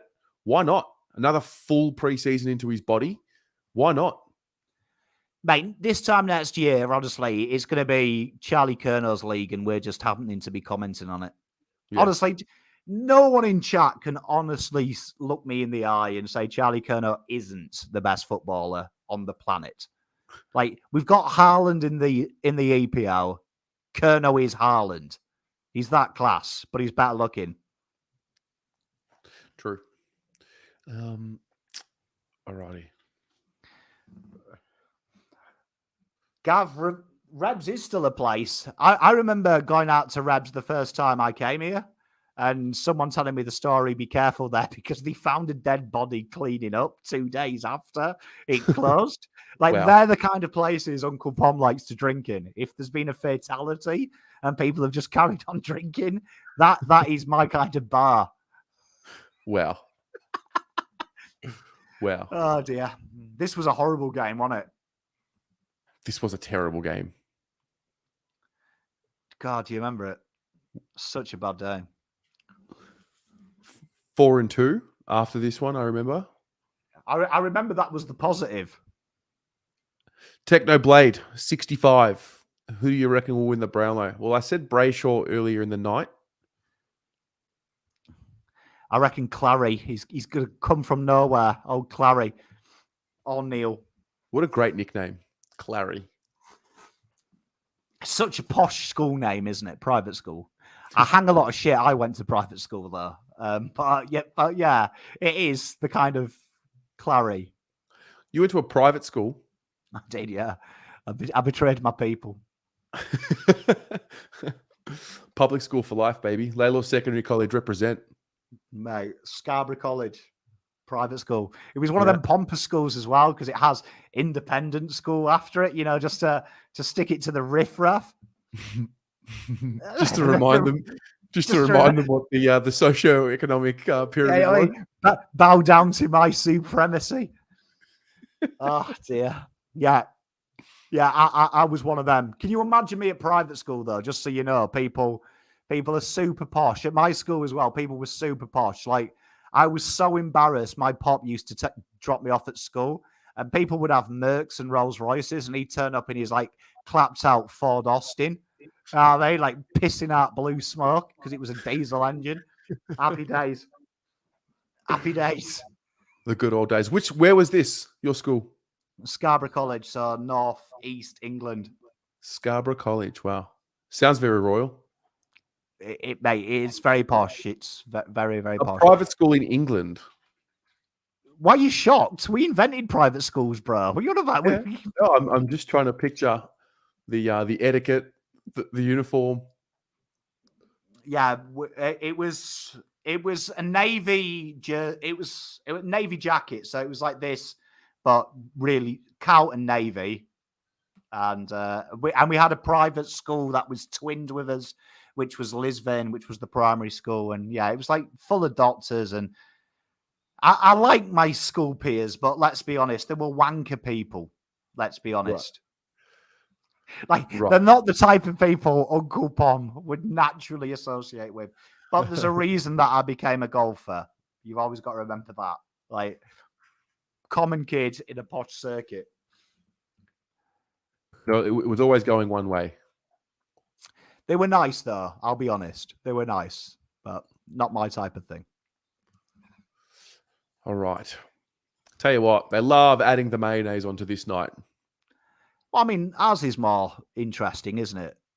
Do you know what I mean? Ours is more interesting. I mean, we've just completely dissed the whole institution of posh private schools. So there we are, mate. No offense to anyone who went to a private school. But I won't send my kids there. They'll have to rough it out. All right. The highlights are now starting to be played. Yep, got text there on his return, and he was getting excited. Brayshaw with this really weird NBA basketball handshake that started to creep into the AFL. Bit of culture, bit of American culture. Yeah, you know what I mean? But this is where Cripper, 2 votes here. That's the prediction. 2 votes. Does Brayshaw get the 3? I think he was good that day. He probably will do. Yeah. But coaches loved him. Jack's indeed. Public schools are private schools in the UK. Indeed. I translated for my Australian cousins there. I'm good at doing that. 3 votes. Wow. Hello. Hey, you see. The umpires love him. Hello. They know. So that makes him, by my count, on 10. So that's what, above Brayshaw? No. Ahead of Brayshaw? Yeah. 1 behind Brayshaw. 1 behind Brayshaw. No, actually ahead of Brayshaw. 1 ahead of Brayshaw. Because he's on 9. Yeah, 10-9. Oh, look at that. Oh, he didn't get a vote, Brayshaw. No, fuck him. Rory Lobb got 2. So, No, fuck him. fuck him. Come on, Cripper. He's going to do it. He's going to take it out for the boys. I remember this time last year, I think it was after round 7, and Walshy got the 3, and we started believing, because it was a 3-vote game we were a bit surprised in. So I'm very conscious of getting too excited too early. I think Cripper can do it. Cripper's got that game. But do you know what I mean? There's Clary with 3. Clary sneaking in. Horrible lid, though, Clayton Oliver, innit? Look at that lid. You know what disappoints me in these events is I went to a similar one at work, and no one mingles. Like, I know the camp's going on, but they just go out for beers. They should be just like having a bit of beer, shouldn't they? Yeah. Like, I'd be throwing peanuts at Pies players now. I'll tell you what, though, it's also a little bit, it'd be tough to have lost that prelim and 24 hours later be at the Brownlow. I'd be reminding them. Yeah. Well, just like our boys, lose the round 23 game, 2 days later, you're at the AFL Awards, the All-Australian Awards. Mate, I would be spending my entire time trying to goad a Pie fan to hit a Pie player to hit me. Yeah. Got in. I'd be saying to Dacos, you wouldn't dare hit me. You wouldn't dare. Yeah. Just seeing your brother chat up your missus. I'd be proper goading him. Throwing cashews at him. Yeah, do you know what I mean? I would be a proper arse to these guys. I'd be just trying to get them to kick off. Angus Brayshaw. Do you remember when Angus Brayshaw used to be good and then his brother usurped him? Yeah. Andrews. Ever since he wore the flat hat. I never really noticed him properly until this year. Never watched him properly till this year, I should say. He just does all the basics right over and over again.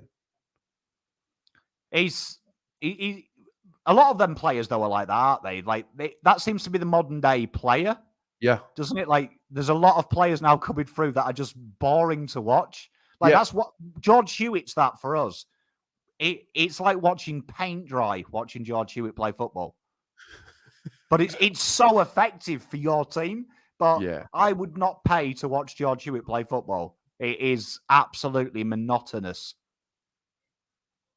Big word. Massive word. I like it. That proves I went to a public school. There you are.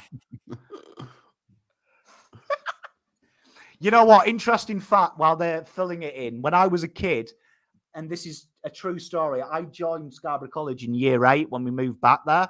Yep. And I'd just come from Glasgow. So imagine I was a little bit rough and a little bit ready. And I had to go to these posh, they had it was real degrading. But for kids who got there on a scholarship who were poor, Tony Blair brought in this rule that if you were good at sport and intelligent, they'd pay for you to go to a public school. And they had these second places, and parents thought this was like charity work, giving away their school uniform so poor kids could pick it up for cheap. And they used to nickname me Oliver because I had this certificate to get a free lunch. And I didn't realize Oliver Twist because he was poor. Didn't get it until I was in year 9. I was like, you wankers. I answered to that. But here we are, Carlton. Here we are, round 7. Round 7. Cripper here, another Stonewall free, right? 35 touches, 10 clearances, 1 goal. Absolutely brilliant. Sam Walsh, he'll be in with a shout. He got the goal, 4 clearances. Smokey here for 1 vote. Harry Mackay, 1 goal and 4 goals from his. But Sam Docherty and Sard, they'll be in with the shout. This was the game where the biggest, strongest, toughest, bravest footballer in the history of the sport, Nick Larkey, gave Lewis Young the bump. I was so angry. I was so mad at him after this game. I remember that review. I was so mad at him. Mate, Nick Larkey, do you know what I mean? Audi Levi Casbolt. The Audi Levi Casbolt, yes. You go to wish.com, you order a Levi Casbolt, Nick Larkey shows up in the mail the next day. Mate, you know it, but it should be this should be Cripper's round. So if he gets 3 votes here, my prediction earlier was spot on. 8 votes. Oof. We should be cooking on gas, ladies and gentlemen. John, I absolutely lost my shit at that. I was not happy. You've got to question the AFL, haven't you? Of the best player in the comp award when Jesse Hogan polls 2 votes. All right. Here we are. Blake Acres, Cowan boy. Blake Acres. Tom Stewart. Ugh. Jack Crisp. Tuck Miller. Terry's mate. Boom. Cripper's got 3. The chat is saying they are. There it is. I hope Petrarca doesn't win it. I hate Petrarca. I love Petrarca. I love his really, TikToks. Can he stand him? Yeah, love his TikToks. Yeah. He just looks like the kind of guy that spends his summer on a yacht. I haven't quite got him in the Tim Taranto category just yet. Yeah, I agree. Harry Mackay as well, poll 2. Here we go. So Sam Walsh 1. So we're doing well Walsh here at won. these previews. What's that? We're doing well at these previews of the round. Like, AFL should get us involved. Cripper on top. Will he last there? Let's see. I think he will. The next few games, apparently he's not expected to poll. Don't know Yeah, about that. well, I mean, this one here is the one that Kerno got the 6 goals. Yeah. So the fanboy in me says Kerno should get 3. But I think Cripps will take it out. 2 goals, 10 clearances, 35 touches. That's 3 votes for me all day. I don't care how many goals you key forward kicks. Obviously, Kerno, 6 goals. He did have 21 touches, though. He took the piss. This game did my mate Charles. But a lot of them were soft touches in the pocket, which says to me that the umpires won't have seen it. Doc had a blinding game. Zach Fisher again, 2 goals. And he had these 2 goals late as well. And really, really he deserved them goals as well because he'd worked industriously all weekend. Adam Cherrer, he's just there, isn't he? He's just always there, his old Adam Cherrer. He's got a good jaw. He could wear a turtleneck. I learned that tonight. You like that? I did. It did indeed. But I think Mr. Cripps will get 3 here and we'll have 9 in them 3 games, not 8. Well, yeah, this goes against the theory of what AFL media believe. So, and even just now, if you look at the table that Channel 7 just put up, like Cripps is not expected to poll in the next 2 games. But I think at this point in the year, we were flying in terms of on the radar. We were on everybody's radar at this point in the year. Oh, 100%. 100%. Do you know what I mean? Like, and I think it's, I keep thinking about that.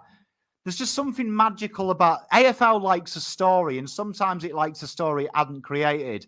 And is there a better story in the AFL if Cripps wins it after them doubling down to try and get him thrown out? The AFL will absolutely adore. Can you imagine Gill's face? He threw his best lawyers at stopping him, having to shake his hand. It's poetic. And he bumps who he wants. How good would it be if Cripps left up Gill? Well, the best thing I could imagine, he gets up on stage and just runs straight through him and bumps him. Knocks him straight off the placard. Straight up. Head high, arm raised, knocks him out. Do you know what I mean? Oh, mate, I'd love it. Nah, Cripps has got a chance here. He's got a massive chance. And I hope he does. Well, he'll definitely poll in this game, right? At the bare minimum. Oh, he'll get 2 minimum. The only person in the way is Charlie. But for some reason, Charlie, even you going back when Charlie did play, for some reason, the umpires never liked Charlie. They always seem to favour Harry. I don't know what it is. Probably the jealous of the biceps, the good looks, maybe. But it's something. But Cripper should get the 3. Yeah. I hope he does. I hope Cripps wins it. Because I think this is Cripps' last chance. I remember doing this with you last year. That year, I think is the last chance for Cripper to win it. Because I think with the midfield development, I think next year you'll see Walsh, you've seen Cherry, you've seen Hewitt as well, Paul, this year. I think it'll become almost impossible for little Cripps to win it. I think so too. No, I agree. I think Sam Walsh, we did. I remember saying it last year. I mean, we were all pretty confident that Cripps would be back to his best, but I mean, he's 27. How old is Cripper? He's cracking on. He's 28 next year, isn't he, from memory, Cripps? He's getting old. 27 right now. He's 28 in March. So he starts to move in. Wow. When you sit back and think about it, he's in the final third of his career. He's an old man. He's an old man. Like, you think about it. Like, when he lines up at training, they probably call him granddad because they're all babies, aren't they? Yeah. Like Cripps is old enough probably to remember going to school without the internet. Yeah. Well, you look at Dangerfield now and the way that they've managed his body this year. That's what you picture being the case with Cripps as well. Yeah, and eventually, I still think he's got a few more years before we start thinking about management. But he'll still kill it. But I think this time next year, I think you'll have Hewitt presumably for 22 rounds. You'll have and more. You'll have Chera. You'll have then Zach Williams, who we saw how he can poll votes. Doherty's been polling votes. I think it just becomes such an impossible task for one midfielder to stand out in that midfield. I think it becomes an impossible task. And Cripps would have to do what he did round one every game, which is almost impossible to do to get the 3 votes. I think you've started to see towards the middle when Carlton weren't so good, how good our midfield is depth-wise, that one player can always step up. And I think for Cripper, I think he might take a back seat and be more in that leadership clearance type role. So, yeah. This would be a great way to end it, though. I think Cripps deserves something for this year. Yeah. That's not the BNF at Carlton. Like, he deserves something. Yeah. I've actually got Doc winning the BNF at Carlton this year, which, by the way, for those watching along, we will also be doing a watch along for the BNF right here on the channel. I might go out and buy a different suit. That might be what my prize money will be. I might just buy a special blue abroad suit just for you guys and girls. Yeah, with your cash bonus, mate. Hey, there it is. Blue velvet tux with a bow tie. I couldn't do the velvet. Do you remember 2 years ago I slated people with velvet suits? You did. I can't be a sellout. You watch. Pom in his blue velvet straight away. Never said that. No.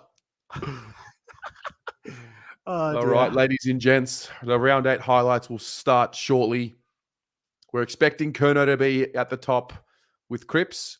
We're not sure about whether or not 5 or 6 goals will be enough to get the 3 votes, but we're going to find out shortly. It's going to be interesting here. I mean, on Bet Watch, I've got Zach Fisher polling 1 vote. Either this one, I took the double for $12, him and Aaron Hall. So I've got a lot of pressure on him because I think he might sneak some votes towards the end. I need him to poll 1. Zach, he had a very good patch of form over the next few weeks. He's just one of them people as well. He's just like, he's just that kind of guy that goes underneath the radar, does old Fish as well. Because for some reason, in games where Carlton have won as well, he's had them sneaky goals towards the end. Uh-huh. And for some reason, Jack Martin, I've got him coming up a bit later where we can talk about him. But the AFL, for some reason, loves a guy who kicks a goal in a winning effort from ages away. Like just a junk time goal. They love junk time goal kickers. Yep. And Zach Fisher does love an icing on the cake goal. He does love an icing on the cake goal, that's for sure. The game killer. He does. I like Zach Fisher. He grows on me because of you. I know you love him so much. He's like your Charlie Curnow. So he's definitely my Charlie Curnow. Well, 12 months ago, I was really copping it for sticking up for him, which is fascinating given that we all support Carlton. But he proved me right this year. Mate, Carlton socials are a dangerous place. Do you know what I mean? Like, Carlton socials are the only place that you could ever say the sky is blue and someone will call you a prick. Yep. Do you know what I mean? And that's what true. I love about it. I like that inner hatred of each other. Yeah. Taylor, neither of us will be at the BNF. We will be in our respective studios. Sammy, thoughts on Pies versus Swans? Loved it. Loved every bit of it. It was a good game. I didn't spend too much time. Actually, I didn't spend any time dishing out any shit to Collingwood supporters. There was one video that I really liked, which was the on Instagram. I shared it on my story. The Arabs with the drums singing the Collingwood tune in Arabic. It was really cool. But for the most part, I got nothing but respect for what Collingwood did. Yeah, I didn't get stuck into. It's that might be a culture, a British thing. I don't like sticking the boot in unless I've stuck the boot in. So, well, they had, first of all, a much better year than us, and they win the game. They have the ultimate win over us. Let's be honest. Like, we have nothing. I just think we have to take the L and cop it on the chin. Yeah, no, I've got nothing against handing it out to them and stuff like that. Like each their own, but I'm just one of them people who I'd rather bully someone because we've won. Do you know what I mean?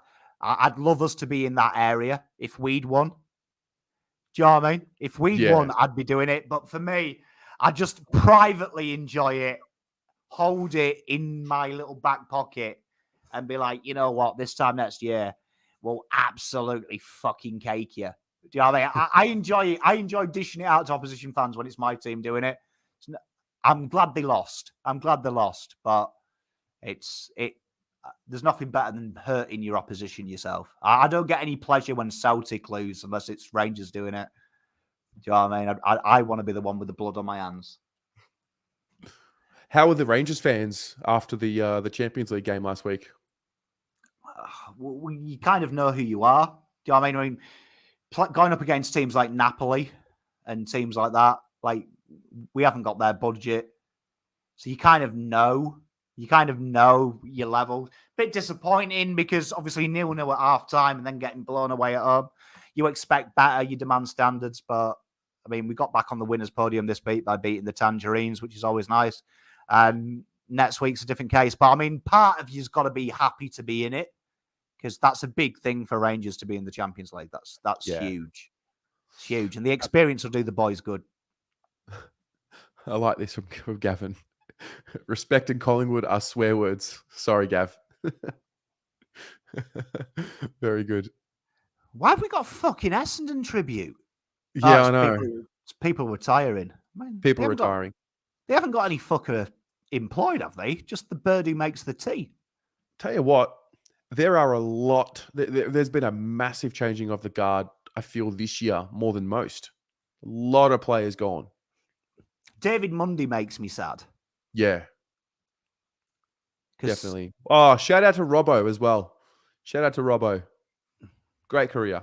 He did. See Chris Farrell in the chat. Good mate of mine's dad. He's just got out of hospital, so send him my love to you and send him my love to Dione as well, all the way from India. Love you, Dione. Thank you for the compliment on my suit. I do scrub up well. You know what I mean? So if I ever get remarried or you need me to do a speech or I commit a crime and go to court, you'll know I'll always look my best. Well said, mate. Well said. Also, I can't be nice about Robbo. He plays for an opposition side. Oh, it goes against the rules. Well, yeah, that was sad how it all ended. You know me. Once you leave Carlton, get fucked. Yeah. I still remember Adelaide 2020 cheering off Bryce Gibbs and you on the fan camps. Mate, it's gross, honestly. I mean, you've got to have morals. I have strong morals. On them kind of things. I just can't bring myself. Even Charlie Kerner would kill me, but if he left for Geelong, fuck him. I deny I ever had a song. I deny it. You like Lee Judges. You just got to. I always think you've got to. I always think I'm very strong about what I project out there. That's my thing. And so that's why I don't dish out abuse to teams in the finals. Just because I think, for me personally, I'm not saying it is for everyone else, but I would consider myself weak. Do you know what I mean? I think the position of strength is I only worry about what we do. Do you know what I mean? So I feel like it's more disrespectful for me not even commenting about Collingwood. Fuck them. Because they don't have any headspace in me. Like, because I see Swoop Luke do it, comments about Carlton all the time. Like, he's probably on Twitter now going, oh, look at the state of fucking Cripps suit. It's shit. And that says more about him than it does me, because I think he needs Carlton in his life. But if Collingwood folded tomorrow, I couldn't give a fuck. All right. I'd do what I always do. Just find someone else to hate. What I found fascinating was Carlton trending last night after the game on Twitter. Yeah. All right. A good thing, though? Well, it's probably not a good thing. But this is it. 3 votes. Right. We're doing something we don't always do on watch-alongs. We're hoping Cripps beats Charlie. Because usually we're Team Charlie and we'd be like, fuck Cripps. Give Charlie 3. But hopefully, Cripper Charlie donates it. Look at him. Cripps is a beast. Charlie, look, that goal. That filthy goal out the back. Mate, it was Cripps. I'm telling you. Cripps for 3. Also, did you guys talk about Harry Mackay on the off-season show the other night? Yes. He's not going anywhere.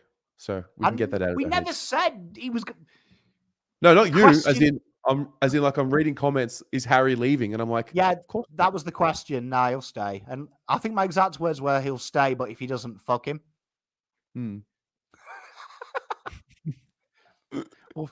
But if he wants to stay, he's more than welcome to. Tell you what, it gets exciting if Cripps gets the 3 here. He'll get 3 here. Come on. Come on, Cripps. Sandra, I would love to be on that bus home from Sydney, though, with Pies fans. Don't get me wrong. That would be the most entertaining 5 hours of my life. I think Cripps just got the 3. Did he? I think so.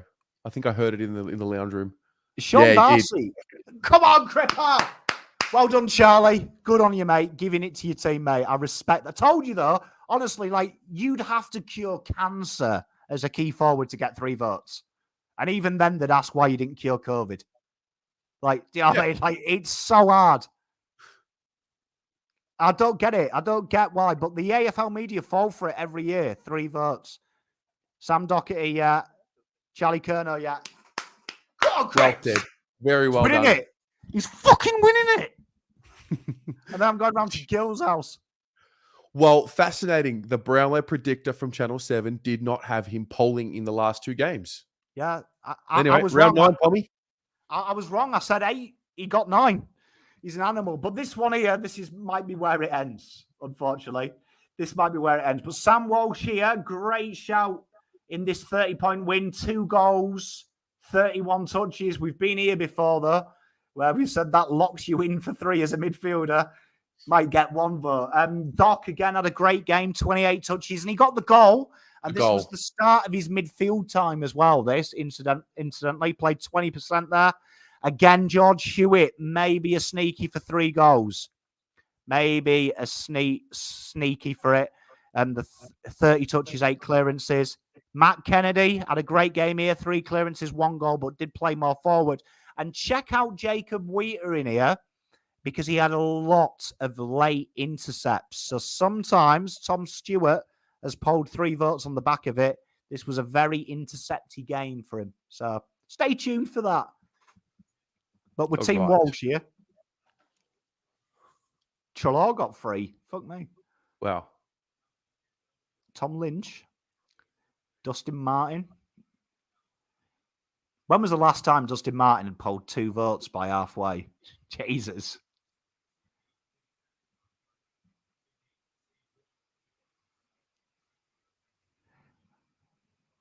Yeah, Walsh 3. Walsh. Hey, I should write for the Fox Footy. Mate, we need to package this up here. Polly's tits. Tell you what, they get paid like 6 figures to write this nonsense. Yeah. Pom does this out of love. Doherty, yeah, he got the 1 vote. Who got 2? 1. Oh, Josh Kelly. Tell you what, they are. But well done, Walshy. Keeping Cripper top as well by 3.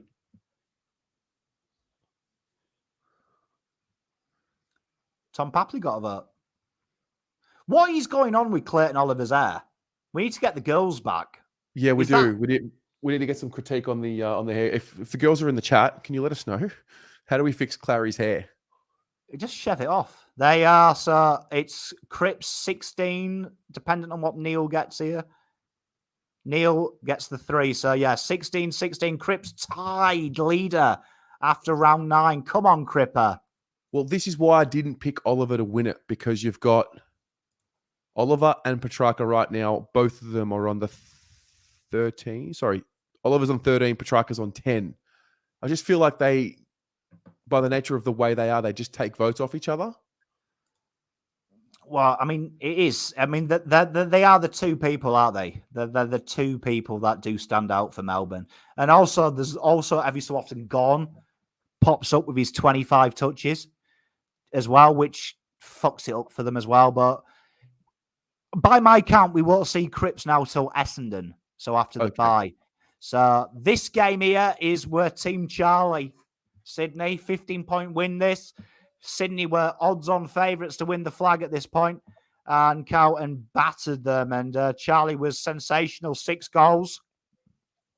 This could be one where Kerner does get the 3, though, because 2 of these goals were from the arc, and the AFL like them.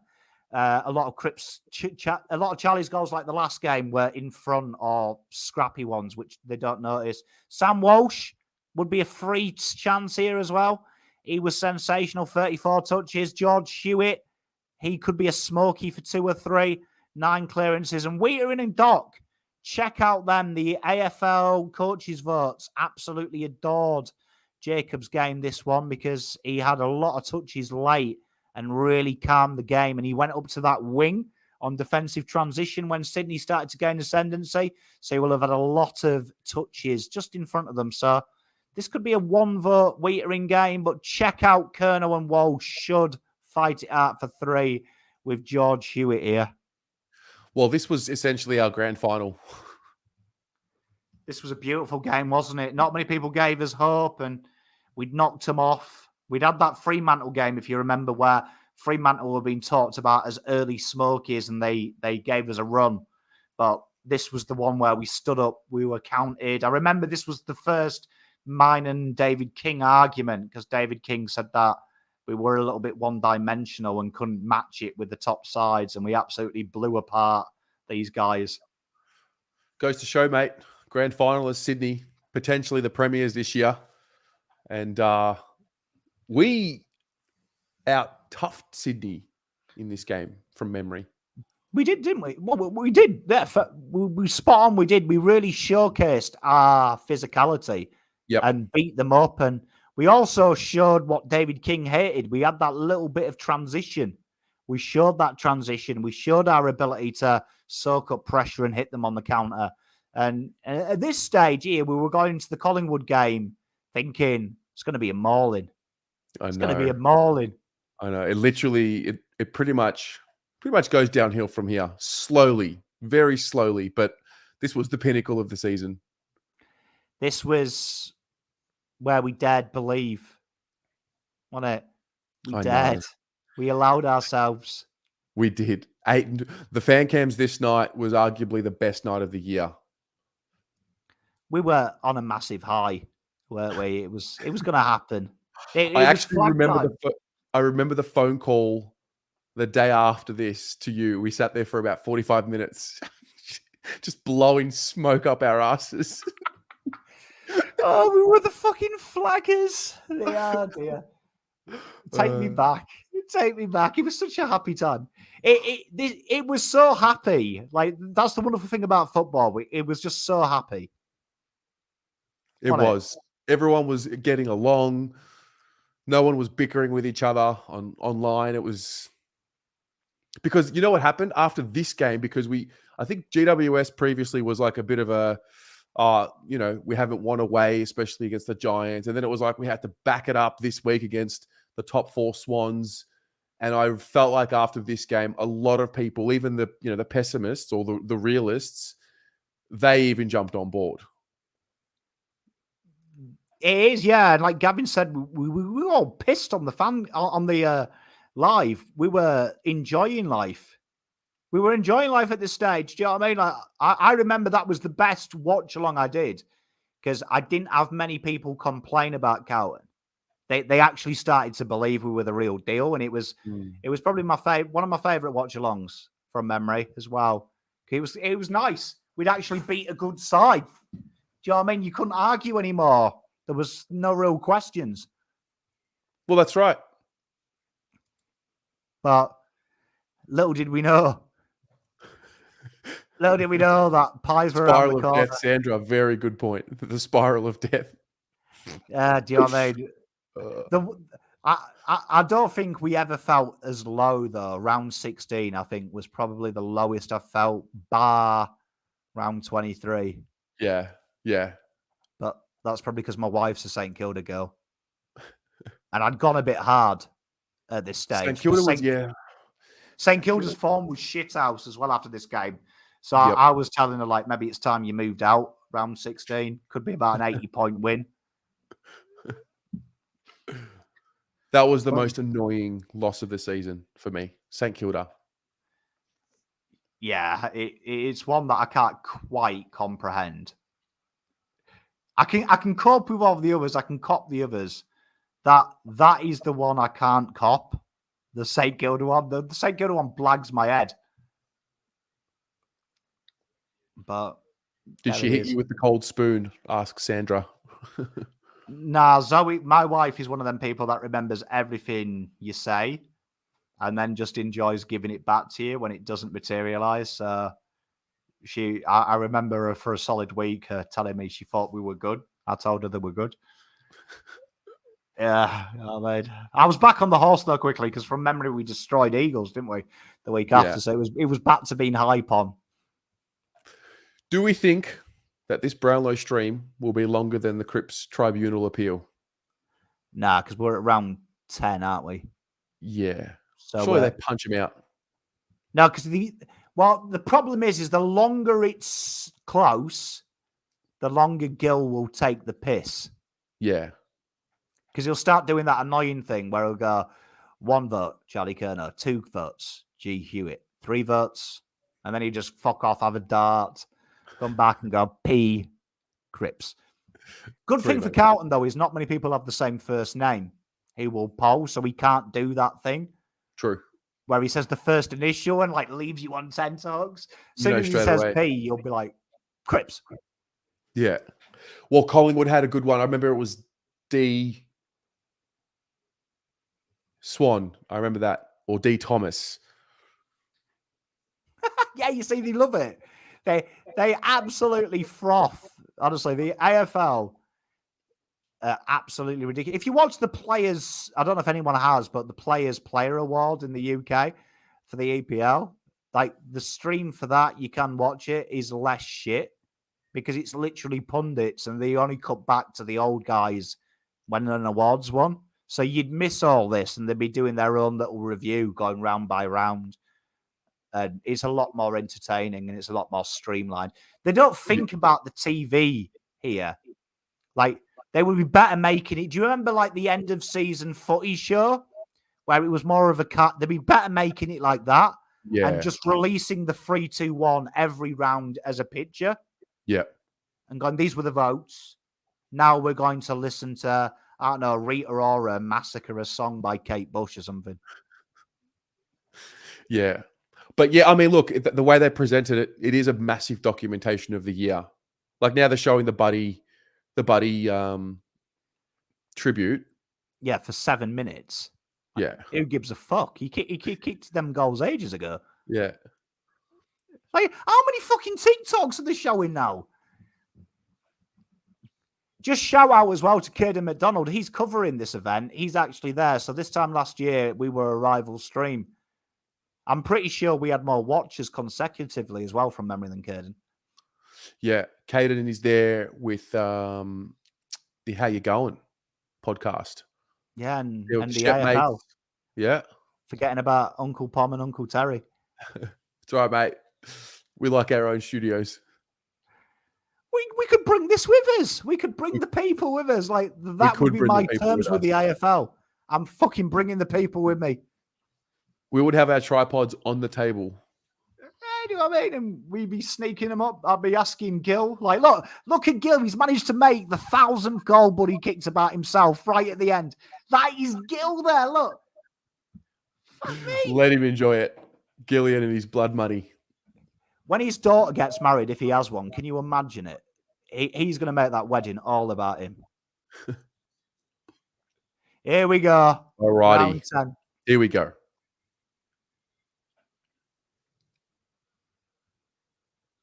How good is Bont? Bont? I love the Bont. I'm a fan of Bont. Just to prove it's not Italian bias, I do like Mr. Bont. I'm a big fan. This is it. We're looking here. So Walsh and Kerno, for those just recapping, these are the 2 favourites for 3. But check out George Hewitt. Honestly, George Hewitt is as a dreamboat for these things.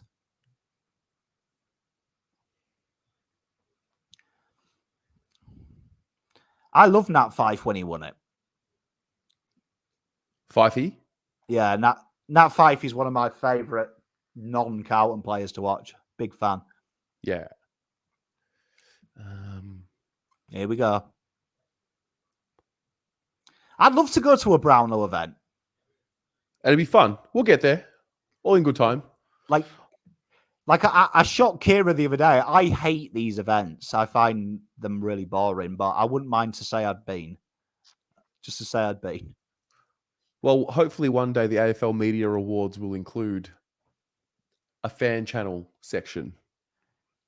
Oh, if I was being paid to go or to win an award, yeah, I don't mind it because you can just do it, can't you? All right. Hewitt, 1 vote.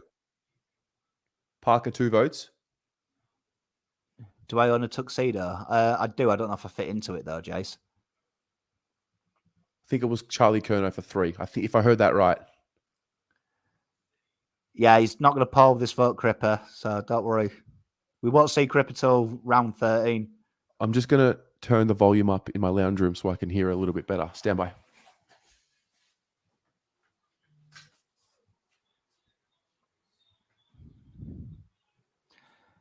Tom Mitchell. Yeah, so George Hewitt got the 1 vote for those tuning in.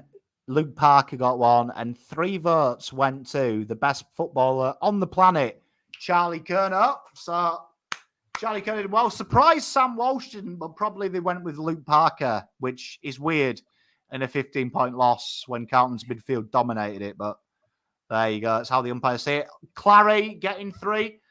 So then we're on round 11. God, it's coming quick and fast now, isn't it? So this was the 4-point loss to boys. Quite nip and tuck this game because the Pies did dominate this game in the votes, but Sam Walsh probably our best chance. 35 touches with Adam Chera, 7 clearances. But aside from that, will they give a token vote to Charlie Curnow because he had 4 goals? You never know. He might be the 1 vote, but Sam Walsh probably our best with Adam Chera. But you'd expect Pies to be pretty much all over these votes. This was a very, very frustrating day. Yeah, it was a shit day, wasn't it? Let's be honest. No.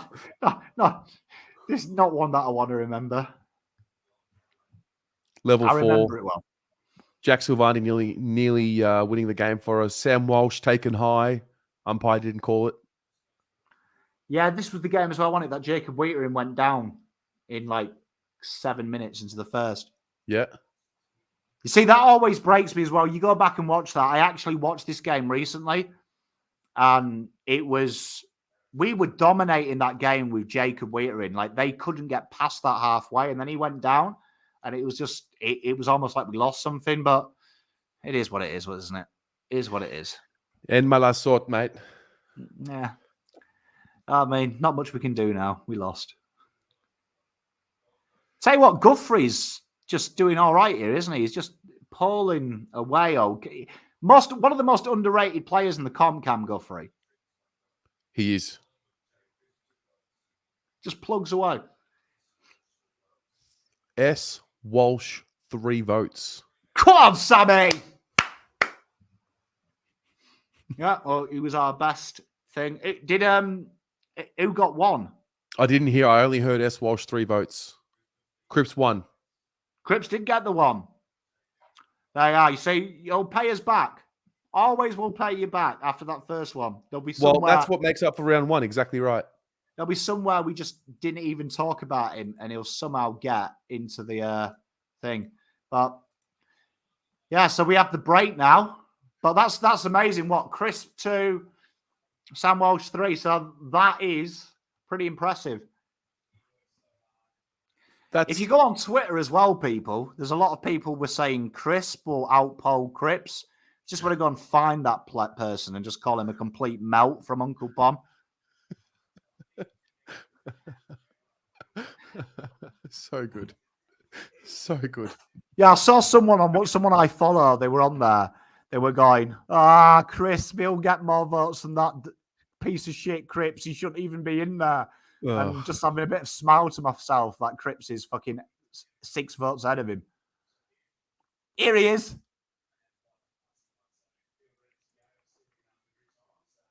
You know, Gil's brother, can you imagine a more boring Christmas party to go to than Gil and Hamish?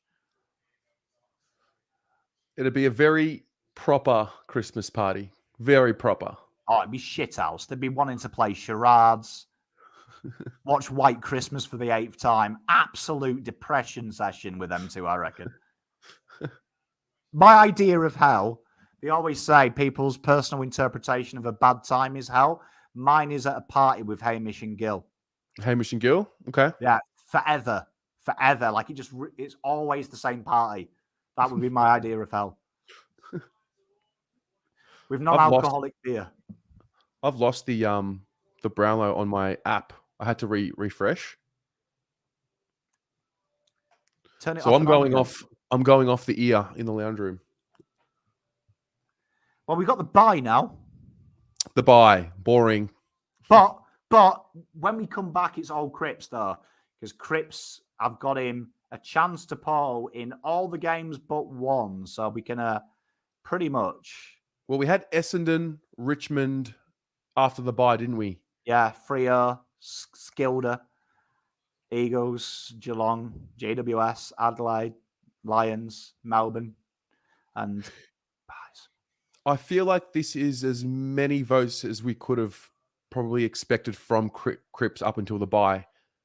Knowing that, yes, he didn't get the 3 in round 1, but he's kind of made up for it for a few of the those 1 vote games. Yeah, well, he snuck 1 votes and he snuck 3 votes as well, where they said that he wasn't going to. Yeah. The Adelaide game as well. That's a big one. So he can do it. He can do it. Old Cripps. He's well in it. Well in it. Well and truly. Top 3. I'm still confident in his chances for top 3. I love it. He's going to be there. He's going to be thereabouts. Walsh and Kerno were pissed, and so is Kerno's mate. They've done well after what? They've been there, 3 hours? I'd be written off. Yeah. Free beer, I would be going mental. I don't know how they do it, because the Brownlow, the best and fairest at Carlton's quicker, isn't it? And The what, less sorry? shit. The BNF at Carlton is less shit than this. Like, they don't Yes. drag it out. No, they get on with it pretty quickly. Like, the bits where you've got to shut up and listen, it's few and far between. Like, I reckon this would be hell on earth if I was. Yeah. I'd hate this. Yeah. Like I deliberately every round 23 get suspended, so I just didn't get invited. Well, For they no kinda just reason wanna enjoy- whatsoever, pick someone up and slam them. Yeah. Well, they kind of just want to enjoy themselves. Yeah. Apart from those that are in the grand final. It's just not one of them. I feel like it's outdated. Yeah. Like, I think making it an entertainment would be better. Like, have some local bands. Do you know what I mean? Like, a little bit like, like the Fox Footy. Do you remember the Footy show? That end of season extravaganza. Like, make it a little bit more humorous, a little bit more lighthearted. I think I'd like to see the lighter side of the players as well. Did you see how they used to present the Brownlow Medal? So the winner, back in many decades ago, the winner used to have the Brownlow Medal presented to them on grand final day, and the captain of every team, obviously excluding the 2 that were playing in the grand final, would run a lap of honor with the Brownlow Medal winner in their kit, boots and all. Mate, I like that. Do you? I don't mind it. Good luck getting that to happen today, I think. Mate, I don't mind the ceremony and tradition of things, but I just think you could do so much more for this from an entertainment point of view. Totally. Like, we are literally sat here watching people have a 5-course meal. Yeah. Like, legit, the Brownlow in essence is that. Yeah. Like, I just think if you made it an entertainment, you had some international bands, some Aussie bands, Do you know what I mean? We had the players in a bit more of a relaxed atmosphere. I think it would just be a better market. But what do I know? Let's just have this. I mean, this looks like something that I'm expecting Marilyn Monroe and Ginger Rogers to come out or something. Like, feels like something my nana would watch. Yeah. Facts. Very rarely do I get a comment from Twitch. I'm not going to show the stream. We're just going to talk about us watching the stream. I'm actually not watching the stream. I'm listening to it from my lounge room.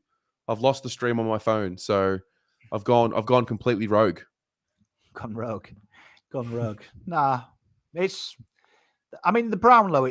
They're not going to change it though, are they? Because it's like fucking a staple, isn't it now? So well, changing something in Australia as a general rule of thumb is something. It's very hard to do. But I just think you could make a lot more of a spectacle and a celebration out of it. Yeah. Well, I don't know. I was talking to it about the girls before around what would you think about changing the rule of having to wear the tux and letting them have their own flair. Maybe for then I thought about it. For the Brownlow, I kind of get it, all in the tux, because the winner, you don't want the winner wearing I don't know, maybe you do want the winner wearing a floral silk number. But I would like to see the players allow themselves to be a little bit more expressive. Well, you could have it smart cash, couldn't you? So they could come like I am, without a tie, shirt up, a bit more relaxed, bit more of... I just love things where I can see the players show a bit of personality. Yeah. Because you and me sponsor players, so you get to see them in a little bit of a different light and realise that they do bleed like you, have feelings like you. And I think we should showcase that a bit, especially in 2022, where everything's done on social media and it's easier to create a burner account and PM Clary now something horrible. It'd be nice to show these people they are normal people. Like, I don't think any player here would spend their spare time like this. So why have a system which makes him do this? Yeah, correct. Yeah, that's fair. Like, I think it'd be... And why is it all to exclusive people? Like, this is meant to be the People's Award. Well, they had this discussion on the Footy Show today. Was it today or yesterday? Around the members that are actually going to have priority access to the grand final.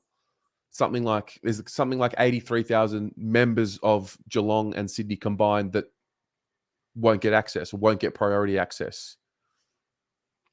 Mate, ridiculous. Like, ridiculous. I mean, it's... Like, I don't like the fact AFL members as well, if they're affiliated with clubs, get priority. I think I think the AFL has forgotten it is a working class game at times. It's not rugby union. It's a working class game. And I think we're stuck in our times. I think there's a lot... These things now, these corporate suit and tie events, are a thing of the past. Like, no one enjoys them. No. Let's be honest. Even when you go to them, yeah, you feel posh because you've had a deconstructed meat pie and they've called it something else. But in reality, you would have rather had the servo sausage roll after 6 Stellas. Yeah, like, let's start getting with the times and be a bit more accustomed. Sausage roll and a custard donut. Hey, I think it'd be a lot more fun if we had like a little entertainment. A little bit more of an entertainment thing, bit of a celebration of footy. This feels like it's a formal thing. Yeah. Like, the players are doing everything but act formal. Yeah, exactly. And like, let's have a bit of a celebration of the year. You know what I mean? Like, I'd like to have seen a celebration. Like, get Doc up. Do you know what I mean? And like, freaking done. Instead of spending all this money on food, would it have been great if they called Doc up? Here's 100K to cancer research. Let's bring Doc up. I mean, like, imagine all the money they've spunked up here on ridiculous shit. It's very strange with Doc. I saw a poll. I saw a photo recently on Instagram or Twitter somewhere. It was like one of those questions that these AFL accounts ask around who's a player that gives. There was like 2 graphs, and it was like production, recognition, and I was like, Sam Doherty. of all years. Like, this is the year to recognize Sam Doherty. I think they missed a little bit. That's why I in the end had him winning the BNF, because I'm guessing, I don't know, but my guess is that the fact that he did play, I wonder if that gives a little bit more gravity and a little bit more weight to how they rate his games. No, I agree. But I think Doc will probably be more likely Carlton to have a bit of sentiment in their vote. Like, I don't think the umpires give a shit. Do you know what I mean? Like, probably some of the umpires didn't even know, because some of them don't even know the rules of the game, so they probably don't follow AFL. But I mean, like, I just think, like, these little things here, I think you've missed so many stories. Like, it would have been great to have Paddy McCartan come up. I mean, 2 years ago, this guy wasn't even legally allowed to play AFL, and he's about to lace up in one of the biggest games in Australia.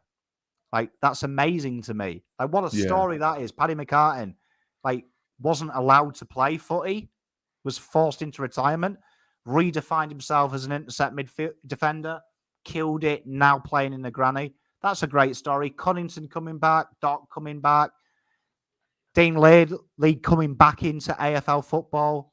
Do you know what I mean? And working back in the industry because they shunned her. Like, there's so many great stories that we could tell, and instead it's Gil McLaughlin talking about buying a BMW Z5.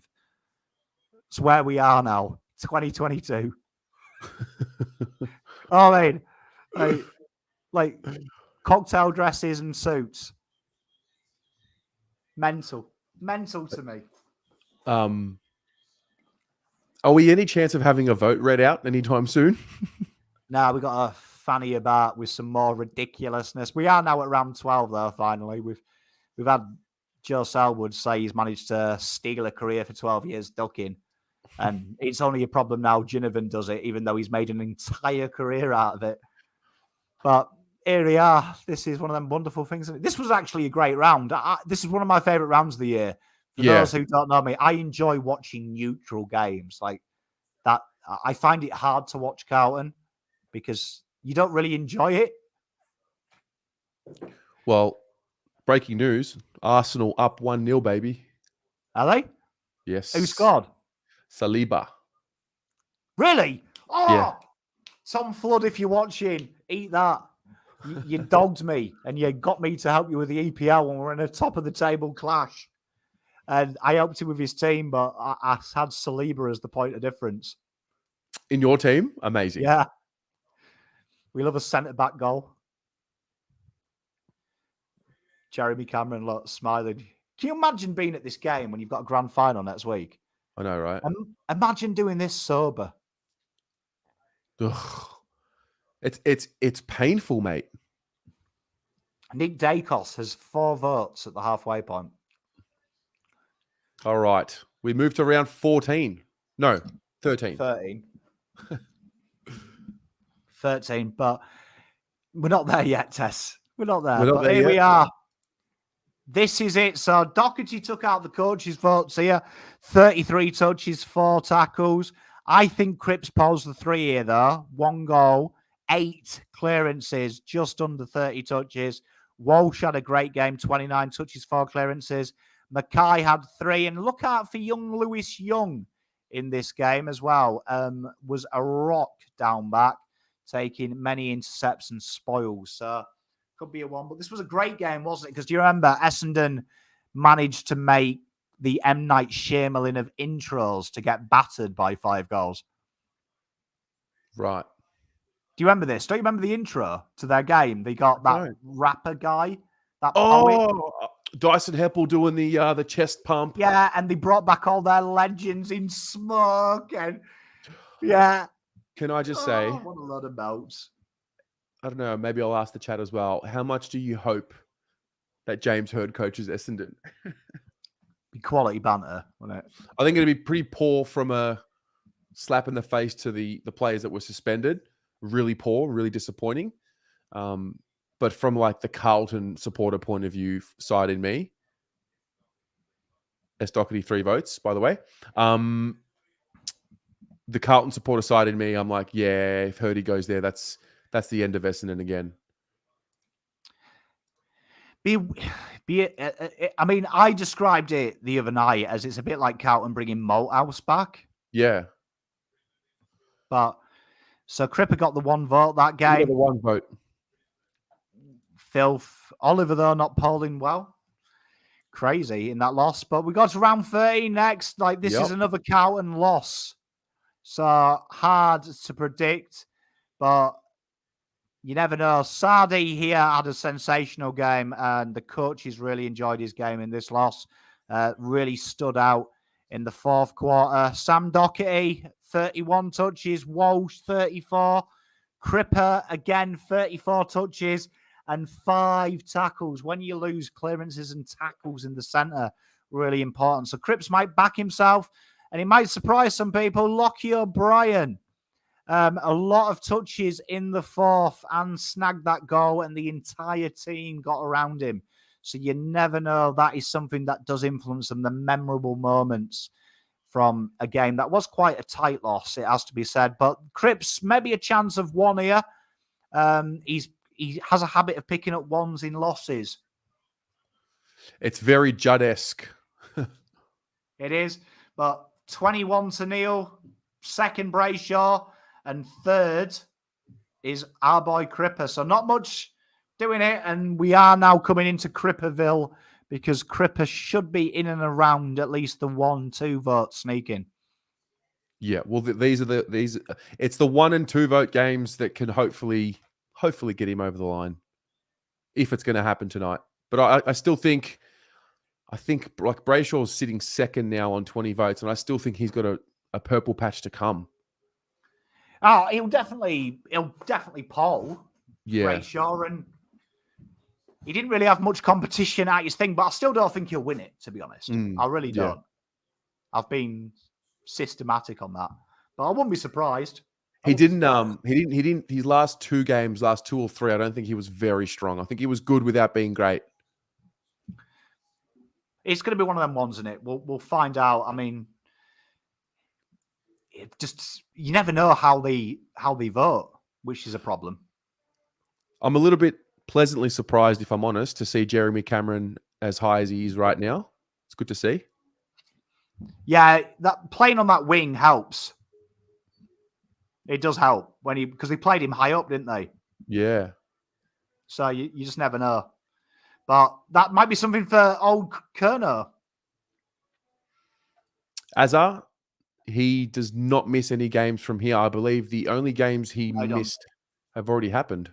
Yeah, they already happened. That was early.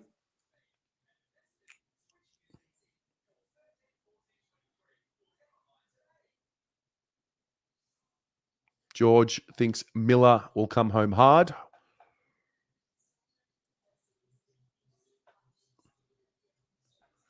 Your audio is out there. Yeah, there you are. There we are.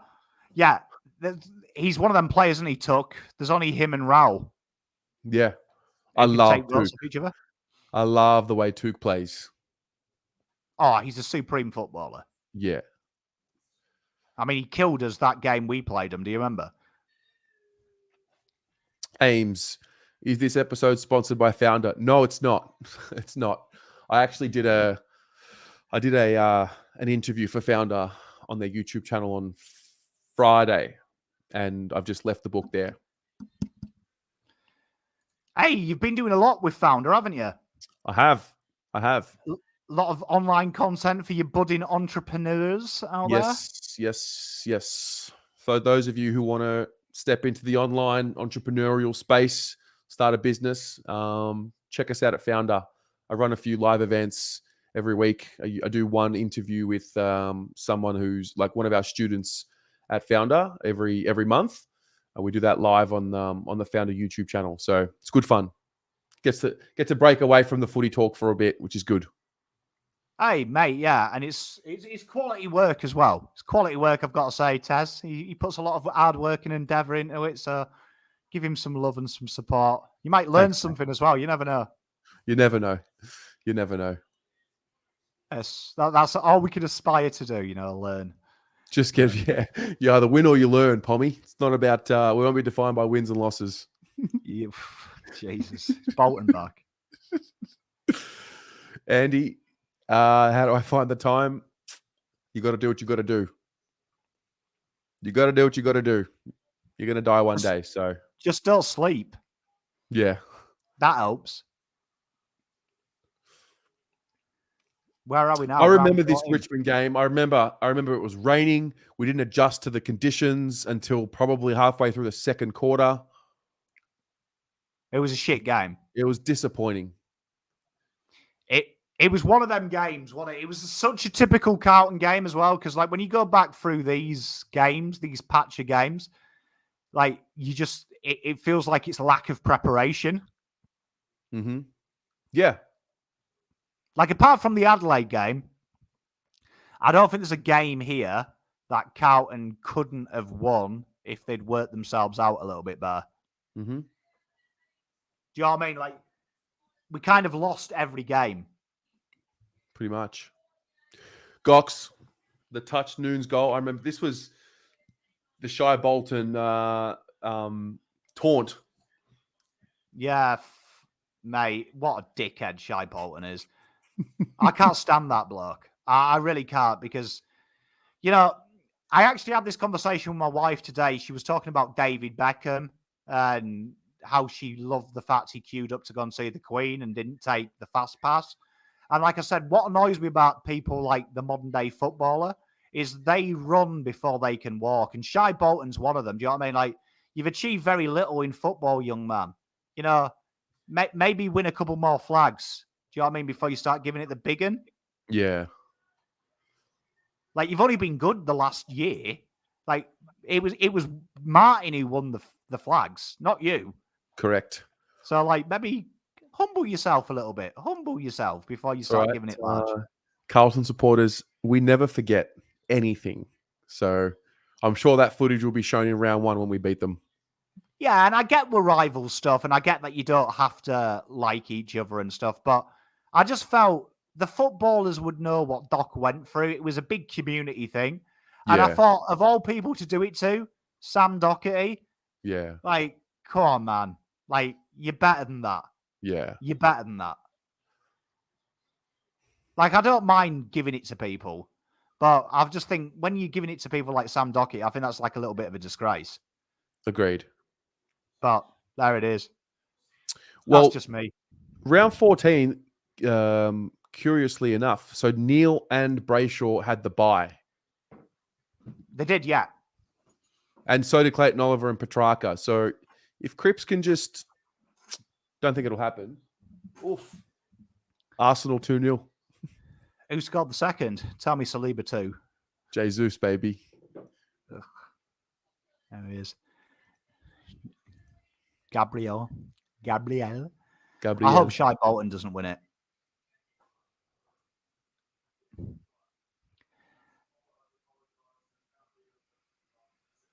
Sam Draper. Oh, wow. For the most routine ruck goal. I'm pretty sure Matty Cruiser kicked 10 of these in his career. He did. He sure did. They should deduct points for having a mullet, to be fair. I can't believe how many mullets there are in society in general. I was out last night in Richmond, and mullets, probably every third person had a mullet. It's a very Australian thing. Yeah. A mullet. You know what I mean? It's not the kind of thing Poms would do. I know I said I'd never shave my head, but I did it. I will categorically never have a mullet. Well, thankfully, there is no life-threatening disease that is associated with a mullet. So yes, we'll never have to do that for charity, Terry. Thank Christ. Oh, God. I just don't get a mullet. You know, this is really, I mean this in the least offensive way I can say it. But when I see a mullet, it reminds me of, them people used to grow up with that didn't have the best hygiene. That were the type of people that even if they had came out of the shower, they still look dirty. Gives me them vibes. John, you look good in a mullet, sir. Hey, John, I love you, but it's just not something for me. Just doesn't work for me. How the fuck are we not on round 14 votes? I know. What's happened in the last 20 mate. minutes? I'm telling you, this will be. I think we have at least an hour to go, at least, before the winner's announced. I reckon we might have 2 days. All right. He's reading out the votes. GWS Western Bulldogs. Hey! Hey! I think I've still got that. Go. Hang on. No, I don't.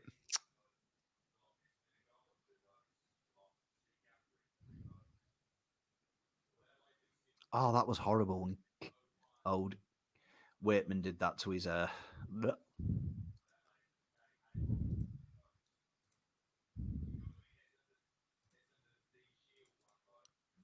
you guys hear the Brownlow in my Negative. background? negative.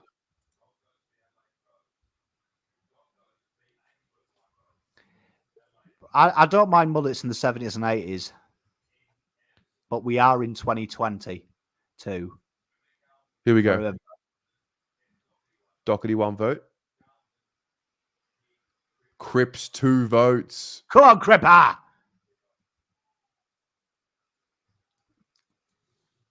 There we are. We did the. I'm not surprised, motherfuckers. We talked about it. It's one of them things so hard to predict, but there we are. We said that. Mate, that's massive. That's massive because he's just got a leg up on the other two who had a bye. Mate, spot on. It's and a we big lost. one for him. Big one. He's got that game, like we said at the start of the show. He's got that game. He's got that game. But then we got to round 15, didn't we? And we had a big win, 31 win. Now, we don't expect Cripper to pull in this because he wasn't on one of the statistical podiums. This is probably the one game we won't talk about Cripper. Yep. In the run-up home. But Walsh was sensational. The 40 touches, 7 clearances. You would suggest he is the 3 voter. We had the 4 goals from Charlie Curnow. Sard, Fisher, again, had a good game, and he was playing a lot of time on the ball, Fish, with a lot of touches, and Doc was sensational. But this was quite a quiet game, if we remember, from Cripper this time. It wasn't his biggest game. He only had the 22 touches. He did have 8 clearances, though, so always a sneaky for the vote. But he didn't have a blinder and didn't really stand out. It was a quiet one from our captain. All right.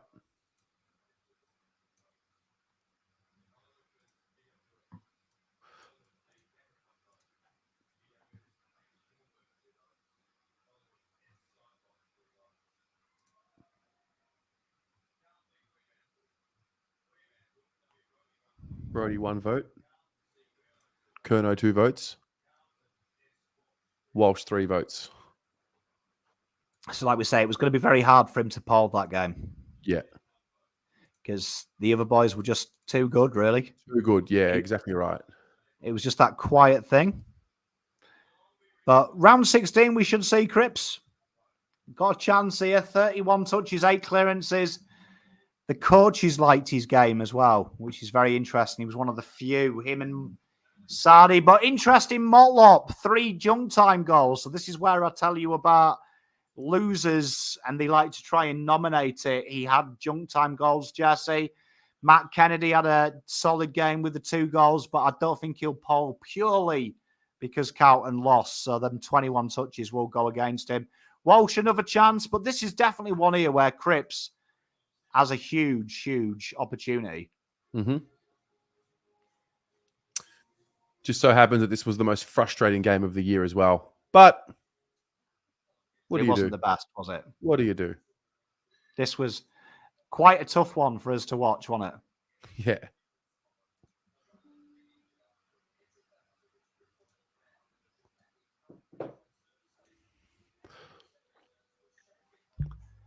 Just FYI as well, if people are still watching the AFL stream on the 7 app, I've just looked at the AFL app.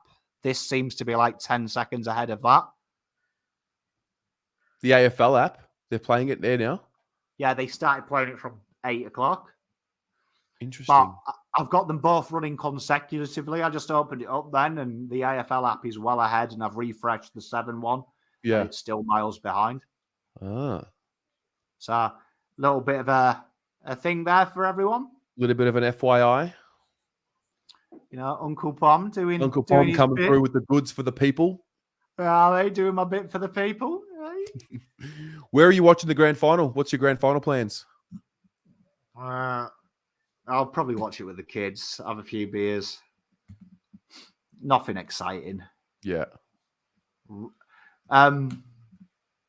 My eldest has just got into FIFA, and that comes out next week. And he's convincing me it's a good idea to spend the entire winnings from my award on FIFA points. He even made a deal with me and said that we could do 500 each. And I was trying to work out how that was a good deal for me, but you never know. I might just get pissed and do a stream, and he's convinced me with $500 worth of FIFA points. That would be highly entertaining. The two of you on stream playing FIFA.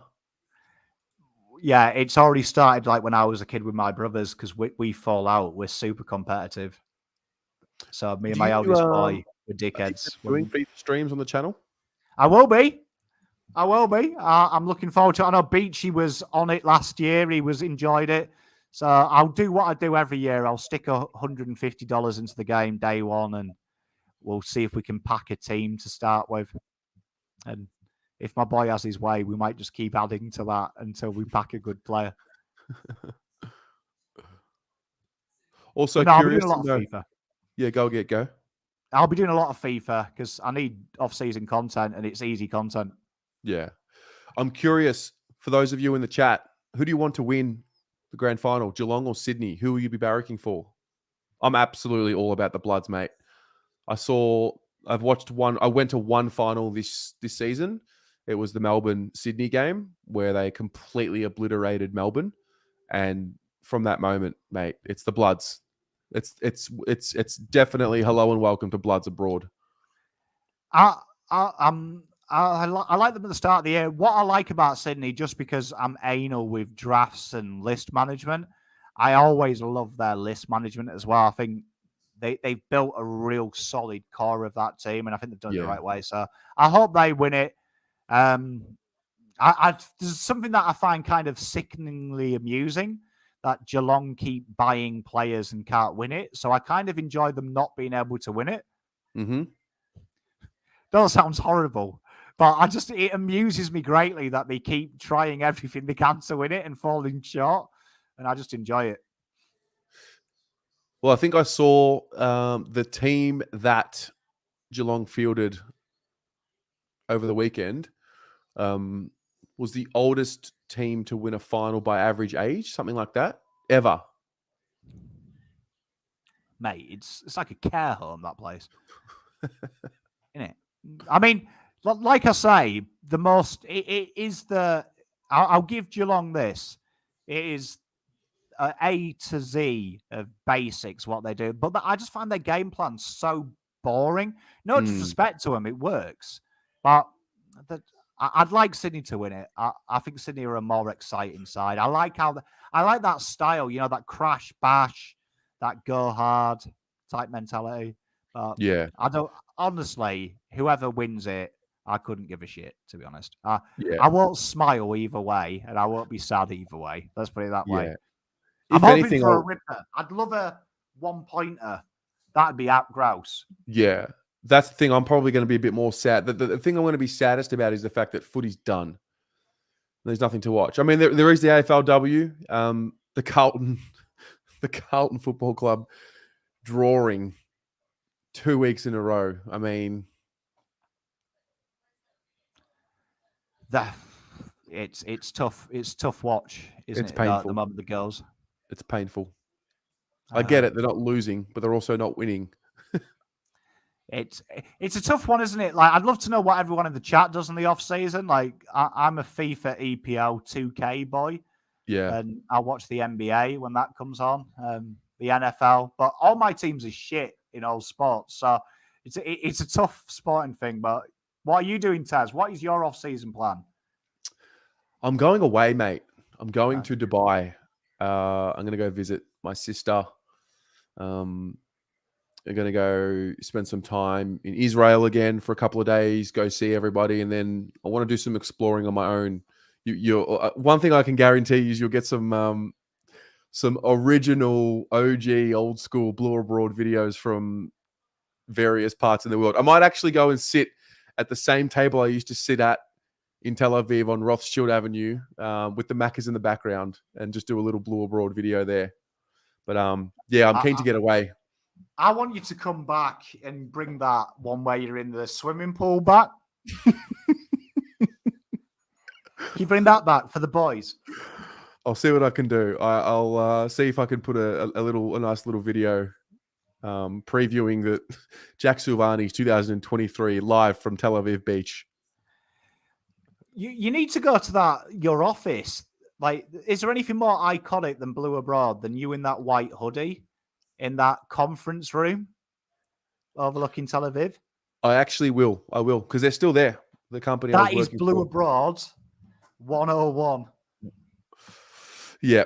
No, I'm pretty keen to get away. I feel like last year, the mistake I made in the off-season was not having a break. And I felt like I got into this season just a little bit tired. And then by the end of this season, I was pretty worn out.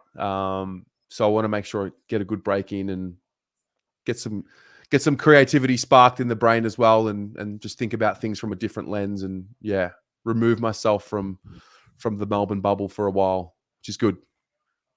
No, I feel you. It's probably wise. I enjoy off season. I like being creative. It's nice to not talk about AFL. Mm-hmm. I need the couple of months off that they spare me. Yeah. I mean, we'll have trade period, draft period, which is always interesting for us, but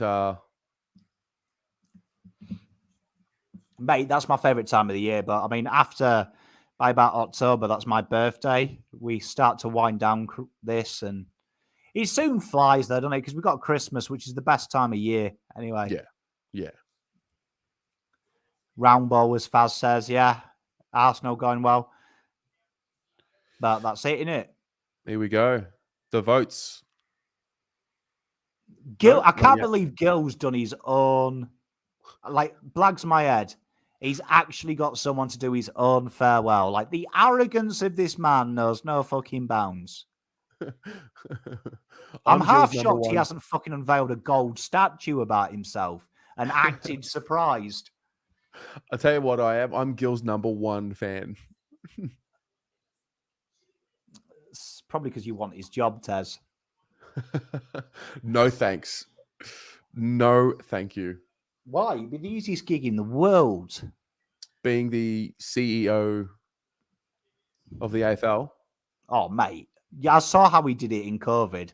Absolutely easy. Easy. You see them press conferences to tell you I have a press conference tomorrow. What a Mickey Mouse CEO. I'll do it. I'll put my hand up. So just also an update on the Carlton votes. Cripps on 20, Walsh 13, Charlie's on 10, Doc has 7, George Hewitt, Harry Mackay tied on 4, 3 for Chera, 2 for Kennedy and Newman, and 1 for Zach Williams up until this point. How good.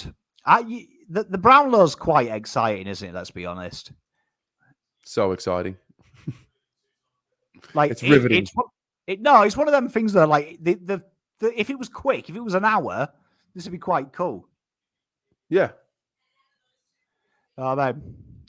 October Libra. Hey, check you out knowing your horoscopes. Foil Grim, my American friend. Check you out. It's impressive. I agree with John. Sorry? I think what Gil's done has been better than what the other two have done. It's not hard. All right. Sounds like votes coming out. Libra Scorpio cusp, Amy. So I'm balanced, but I've also got a bite in my tail. I am perfectly my horoscope.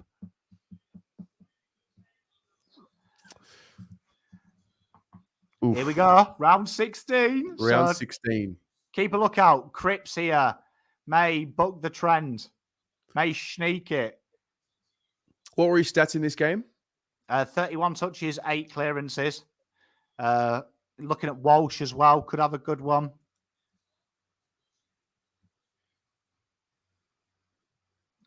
Tell you what, what's chat's for? Do people enjoy Dangerfield? I find Dangerfield like the hardest person to like. I don't know why.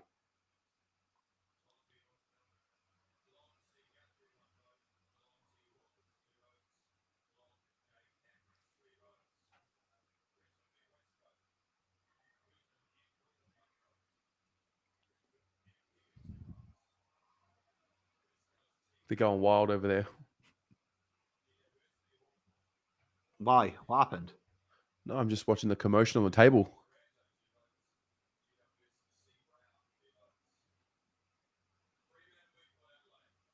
Jeremy Cameron there just eating a melon. Love that. Tell you what, some of these votes. Here we go. Membry 1 vote. Ryder 2 votes. Sinclair 3 votes. It's always going to be hard because St Kilda took the piss on the start line, so it was always a chance. Should see our boy though next round because surprisingly the coaches really enjoyed Cripps' game. Round 17. Who was that against? Eagles. Oh yes, back in Perth. So they did like Cripps' game in this game. Yep. That's always a good indicator. But Harry and Kerno, he's probably his threats. Both kicked 5 goals. Mm-hmm. Tom de Koning as well. Absolute clearance beast in the 4th. This was a coming of age for him. But Cripps, that 1 goal and them 10 clearances, this could be a cast iron 3 for him. Because as we've seen tonight, they don't like the forwards. 24 disposals and a goal. And 10 clearances. It was a very, very dominant. It was a Cripperish performance, this. Uh-huh. Oh, look at Charlie Cameron. What is he doing? Locking Hill with 3? Tell you what, let's have a look at that leaderboard. Neil is 4 ahead. Wow. Just dominant, isn't he? Dominant, yeah. Just so consistent. Horrible lid, though. Shouldn't get a vote in this round because he only had the 21 possessions and the 7 clearances. There's the leaderboard for you guys and girls watching at home. Oh, look at him. Yeah, you say, like, I try and help the people out. Man of the people. Here we go. The votes are starting to be read. So this is where Cripps could do it. This is a Cripper. This should be a Cripper 3.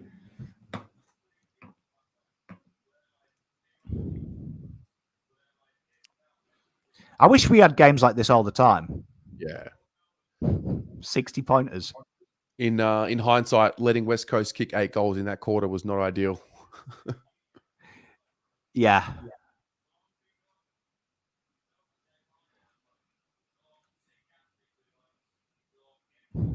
When you watch it on TV, the atmosphere looks dead.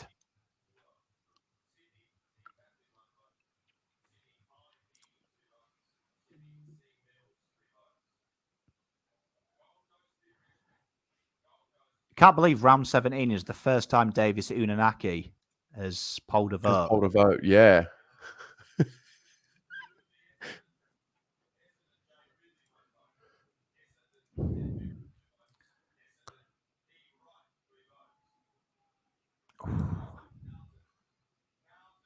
Callum Mills has been quiet, up to 16 now. He's just sneaking around, isn't he? Just sneaking around. So now we're going to see if they go Harry, Charlie, and Cripps. Who's going to get the 3?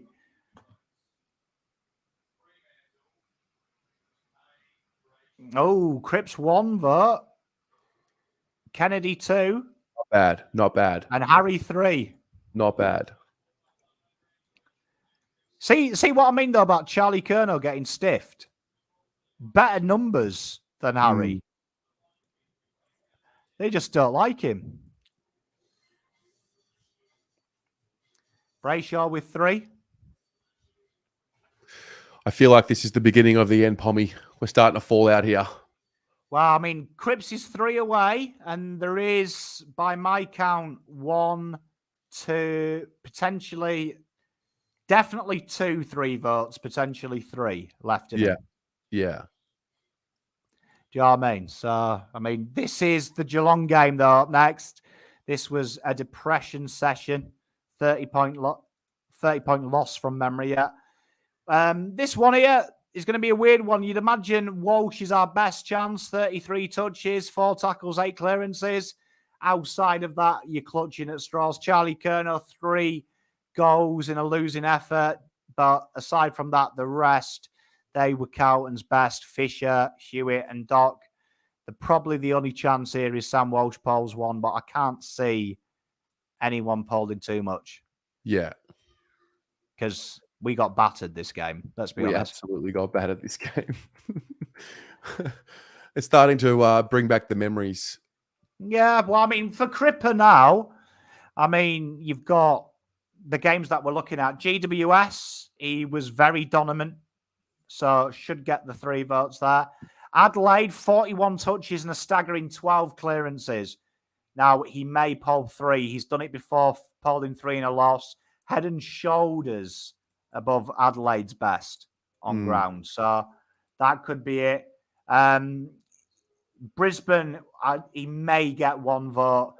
Interesting about the Melbourne loss, 26 touches, again, 12 tackles. We said losses, look for tackles and clearances. Cripple led the ground in both of them, 12 and 10 respectively. And Cripps should get 3 in the Collingwood game. I think so. 3 was dominant. Yeah. So there's a lot of votes still there for Cripps. Let's be honest. And you just never know how it goes. What do you got, like between 6 and 7, 6 and 8? Yeah, potentially as high as 9. So he could do it. He could do it, old Cripps. I mean, the top of the leaderboard, though, it's a who's who of class. Yeah. Rocky Neal, 24. Brayshaw, 23. Cripps, 21. Clayton Oliver, 20. Tuck Miller, 19. And Tracker propping up the rest. Interesting, though. Old Tide, where is he now? Sam Walsh there in the top 10. True. Is it just me, or is there I feel like a lot the votes have been a lot more spread out this year. I think they've milked it. Yeah. Skills last year, though. He's got to get as much airtime as possible, mate, for the sponsors. Milk the fuck out of that juice, you know, Gil. I mean, he managed to make COVID all about him. So, I mean, I love you really, Gil, if you do watch this stream later. You're all right. I'm sure he's watching from Crown. Sure, he's tuning in, just saying, is that Pom ripping into me again? Yeah. Just keeping me on my toes. Yeah, you know what? The bit that really kicks you in between the legs is the fucking ad breaks they had on top of it. I know. On top of the delays that they already put into this. It's like NFL, the world's slowest fucking game, but then they actually take the piss and have an ad break. Yeah. So it's one of them things, isn't it? Why do we have ad breaks? I don't understand. They can't do the ad breaks in all that other shit. Yeah. Yeah. Clayboy, Brayshaw should storm home. I don't know. I don't think he finished strongly as what he did throughout that middle patch of the year. Have a bad feeling that round 1 will cost him. Dean says he could, but at the same time, he probably got some votes in there where he was a bit of a surprise for us. Mate, the 3 votes in round 1, unbelievable they didn't give him 3. That has actually cabbaged my mind that they gave Chera the 3 votes. Like, it was a good round. It was good, that game. Yeah. But here we go. Round 18. Alrighty. We're inching closer. This will be the last real long stream of the year, I think. What else have we BNF, got? Cowan. BNF. Okay, BNF. Don't know. Oh, no, that'll be 2 hours, though. It'll be less than this. Yeah. And we won't have a countdown. Draft. Draft countdown. Okay, yeah, fair. Draft. Trade. The trade. Surely we do a trade deadline. Absolutely, we'll be doing a trade deadline. We'll build it up, that count, and I've got something in the pipeline. And a big fish on the way.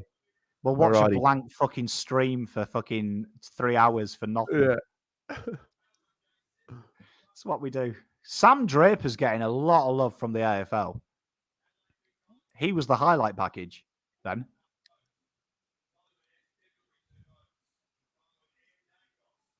All right, Gil, come on, mate.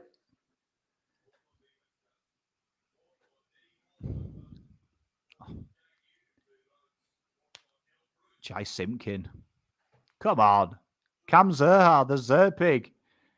Oh, he's just schooled a beer as he's got 3. That's the man you want at your club, Zerha. That's exactly right. Well, we've got him. It's Charlie. Scott Pendlebury has just polled. Now, that's his first votes. Well, Round 18. Crazy.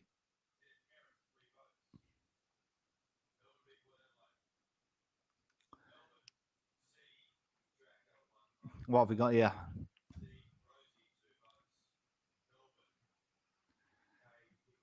Kay Pickett, 3 votes. Here we go. Walsh 1. Selwood 2. Tui 3 votes. Yeah. Okay. Well, there we are. We got that right. We knew Walsh was fave, so there we are. Heartbreaking, but yeah, hard for him. But this is it. This is where Cripps is in. He's got a chance here as young Cripps. 36-point win here. 4 clearances, the goal, 34. Walshy, he had 7 clearances, but only the 31. Saad took out the coach's vote on this one, but he hasn't polled very well tonight. Charlie Kerno had 4, and the umpires have hated him. And Harry had 2. So based on the umpires, they absolutely froth Harry this week, yeah. Harry's only got to turn up and they give him votes. They give him a vote. Not a free kick, but a vote. This could be it, though. This should be 3 votes for Mr. Cripps. This was and Neil did get no votes, yeah. Yeah. So, and Brayshaw in that round as well. He didn't get any votes, did he? Yeah. Well, who would have thought this game coming up was the final win of the season, right? That's fucking depressing, that, Terry, when you put it like that. Fucking depressing. The last win of the season was this GWS game.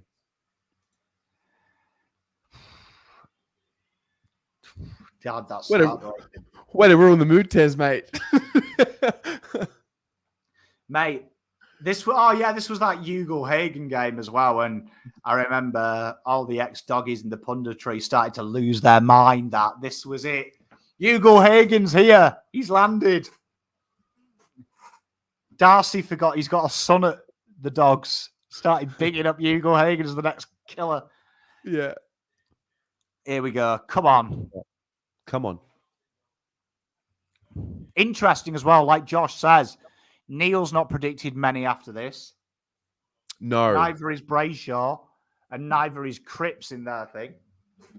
Interesting. So someone's wrong. Taylor Adams, Collingwood fans told me he's better than Cripps. He's only got his 2nd vote. Oliver looks like he's going to finish strongly here, bro. Yeah. Old Clary. Can't win it, though, with a lid like that. Has to be a rule. Carl Amon, 3. I love Tom Hawkins. Always looks perpetually shocked.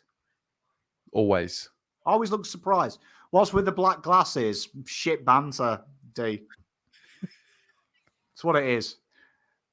You can tell footballers milk the same jokes over and over again. Yeah. Here we go.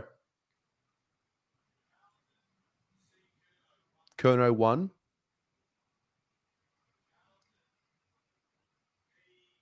Cripps 2. Sard for 3. They went Sard 3. Sard took the mark of the year. Well, what we thought was mark of the year. So going well. He's going well. We'll get a scoreboard update. Yeah, I think Brayshaw just got the 1.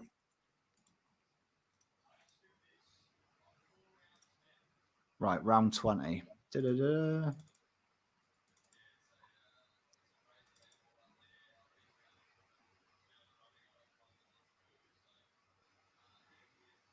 Brayshaw doesn't look old enough to drink, though, to be fair. No. Hayden So Young Neil doesn't look like he's going to poll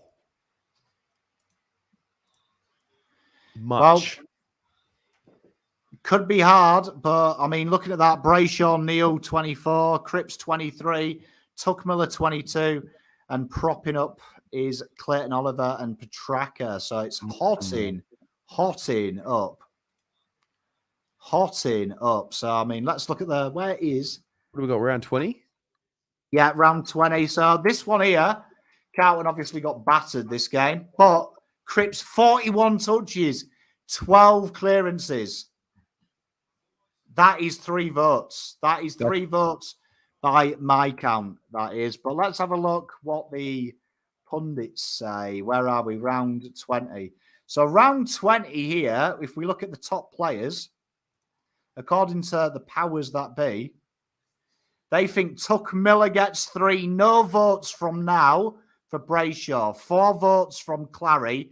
They've got Cripps with 6 votes from here, and only 3 from Neil. So if they're right, Cripps wins it. Wow. Are we watching a Cripps Brownlow medal? Do you know what I mean? But you've got to remember, the 2 people to watch out for in this one are Walsh. But remember, the 6 clearances and 3 tackles, that does affect them, as we've seen already this with other teams. Yeah. But like looking at it from this perspective, just looking at Brayshaw was non-existent from now till the end of the year. A massive drop. Drop. Even in the coaches' votes, a huge drop. So Cripps, well in it. Come on, Cripps. You can do it. You big melt. Oh, this is Cripps. This is Cripps free. Because like I say, Miller from here, he's got 2, 4, 7, they say. If we get a Cripps 3 votes here, things get very interesting. Cripps wins, gets 3 here, game over. Because we know we've got 3 votes coming up in round 23. Cripps gets 3 here. Pack your bags, fellas. War's over. Cripps has done it.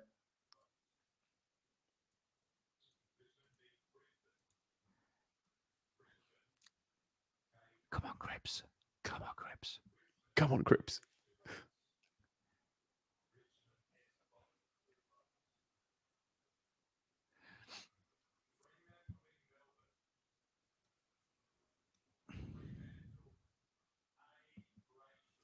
Brayshaw 1 vote.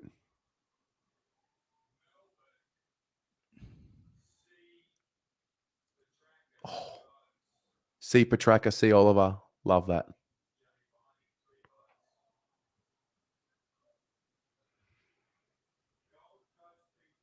Sam, if there's a tie in the Brownlow, then 2 people share a medal. They should have a drinking contest or something. Fight out the back. Fight to the death. Team Miller. Oof. Took. Up he comes. Yeah, Tuck's going to poll well from here now. That's what everyone's saying. This is where Carlton just started playing Sundays. Smith 1. Keys 2. Carlton. Come on! Come on.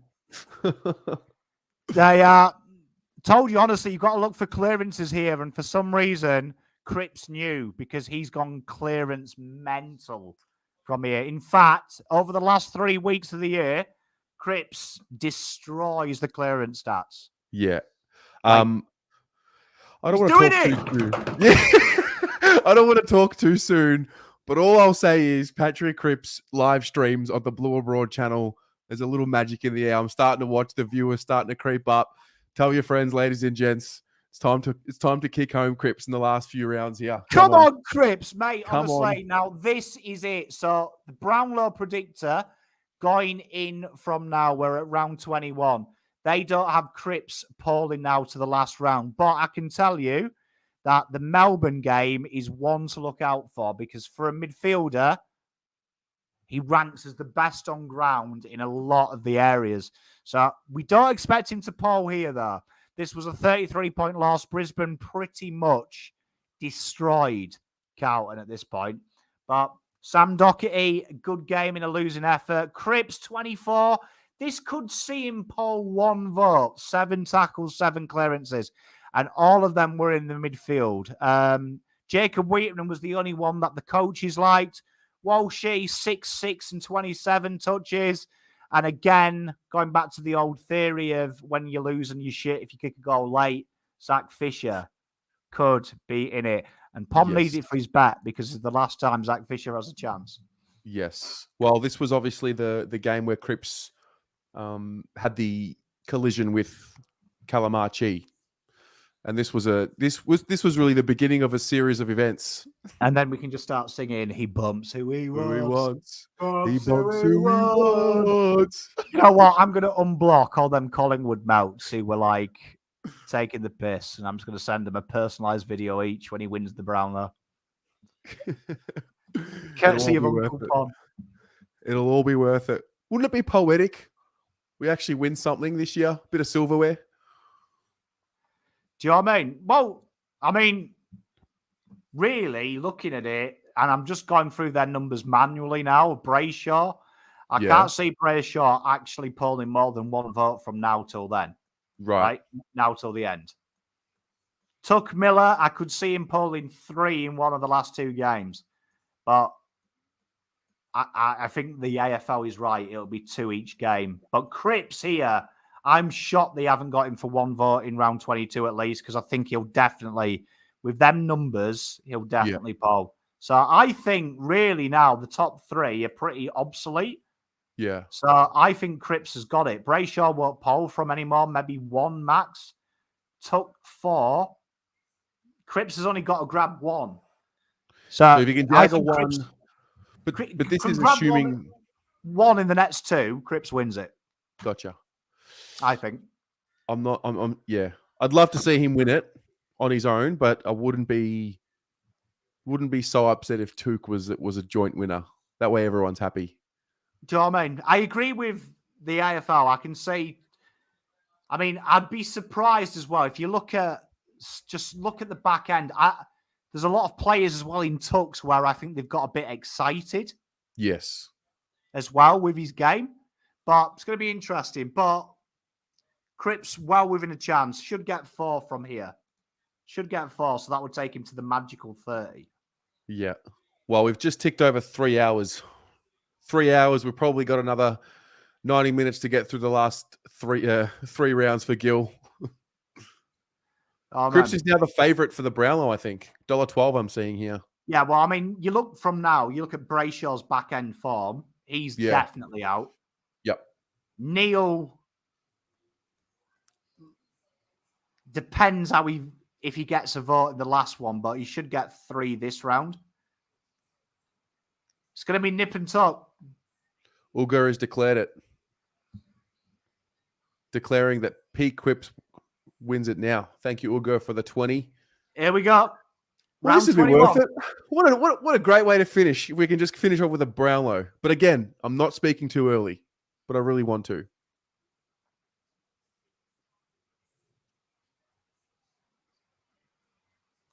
I wish to get rid of this highlight package. We could have had this highlight package earlier. Oh, thank you, the wonderful Mrs. Pom. Thank you, Mrs. Pom.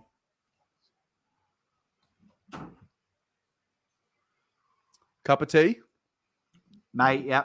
Only the best. What an angel. She's all right, is Mazza. She's all right, is Azza. Right. Oh, come on. Come on, Gil. Come on, Gil, mate. Look. Just get it done, mate. Come on. Here we go. So, yeah, we're slim pickings here if we get one vote here, but you never know. If we get one vote here, just declare it.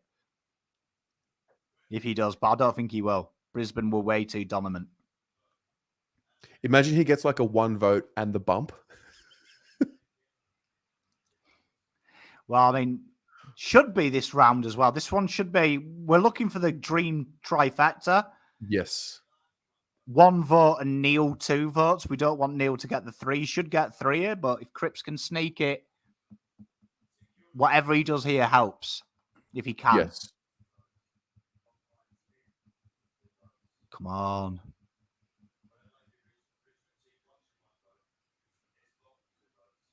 Shannon Hearn's been bald since he's 12, hasn't he? Like, Yeah, going bald. I think the hairline was gone from primary school. Tell you what, that first date he went on must have been horrible.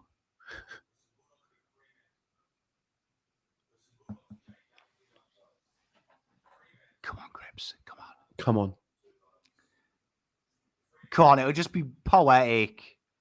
I might take my break off my Twitter sabbatical and I start can sense giving it the out. tension in the chat. I can sense it. Come on.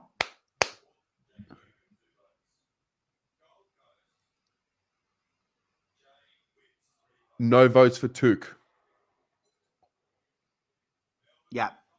So, yeah, Tuck is the last 2 you're looking for him. Brayshaw, we shouldn't hear from him ever again. I think Oliver will get the 3 here. Yeah.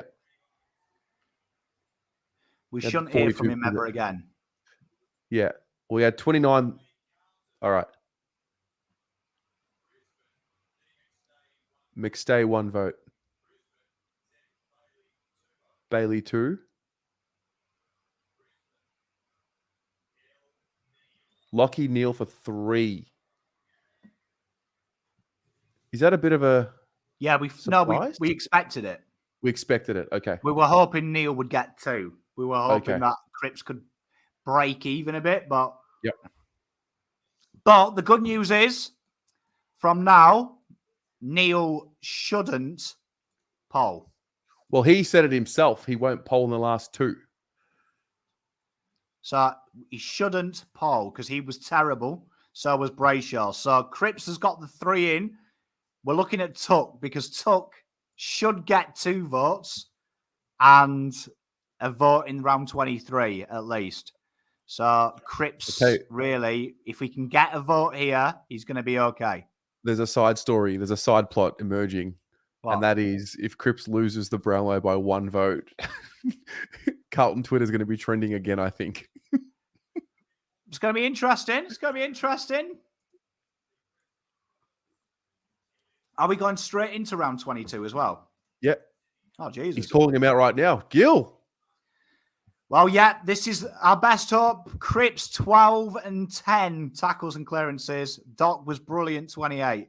So, Jack Martin, check that out as well. Junk time goal, Martin. We just want 1 vote from Cripps and he wins it pretty much, right? 1 vote would be good. 2 would be better.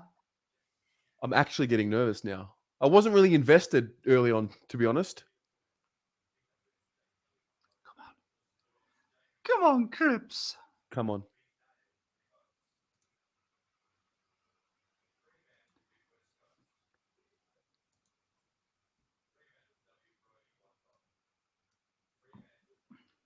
Jordan Dawson.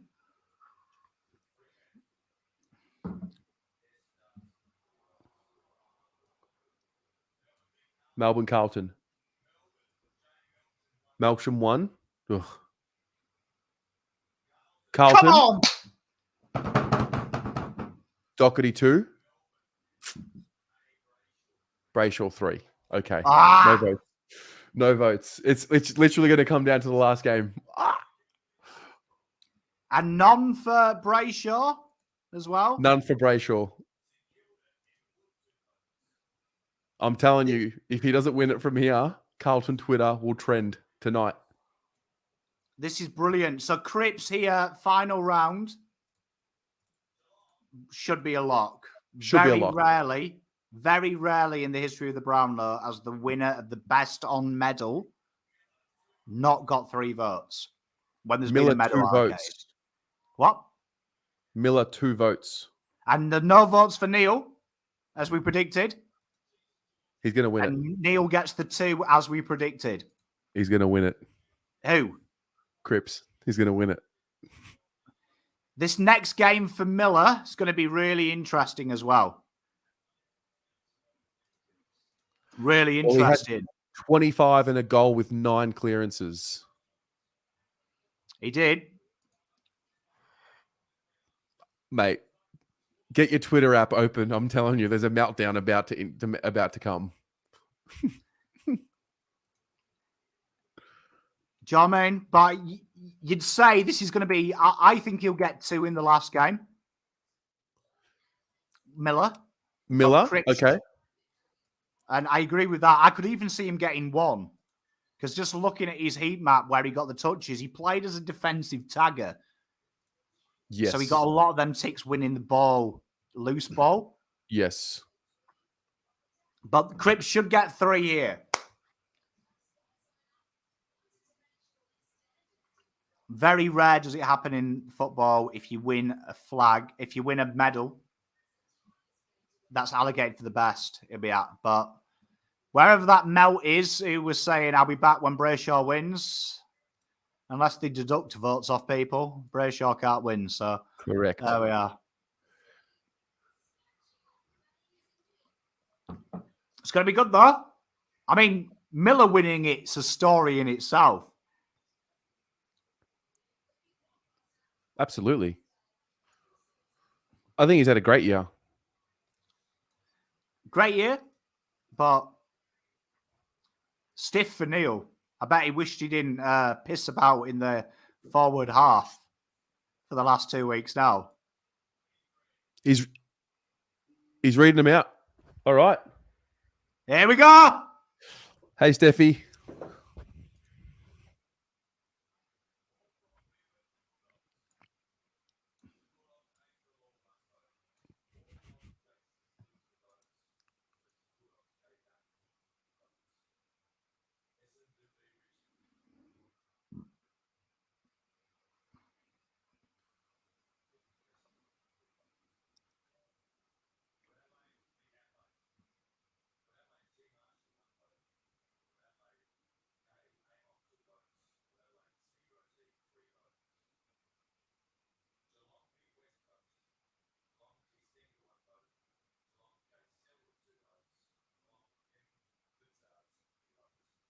Where is it? It's the last game of the round. Come on. I hate being like 4 seconds behind you. I know.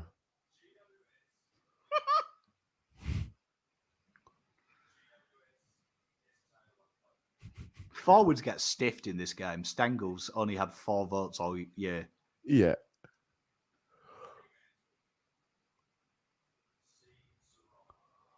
Come on.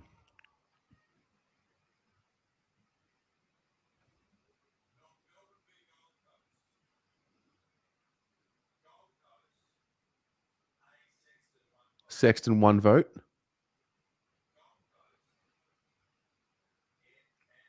T. Miller 2. Anderson 2 votes. Oh, no. Oh, no. Swallow 3. Okay. Come on! He's going to do it. He's going to do it. Come on, Cripps!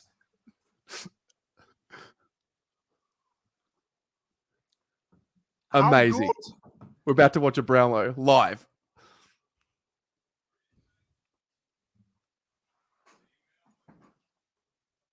Come on.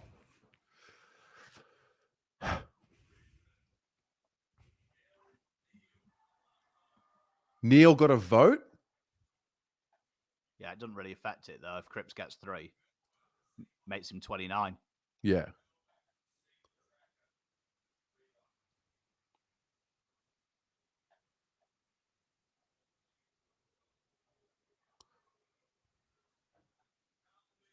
Here we go.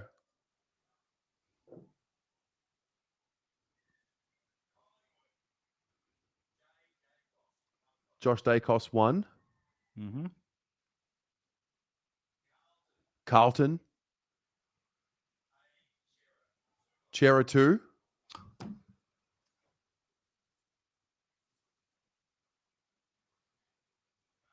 Carlton. Come on, you fucker! Come on! Let's go! He fucking bumps who he wants and he fucking wins any medal he wants. Come on, Cripps! Come on! He's done it. Unbelievable. Wow. Cripper, Wow. you little fucking sex god! You're kidding me. Come on!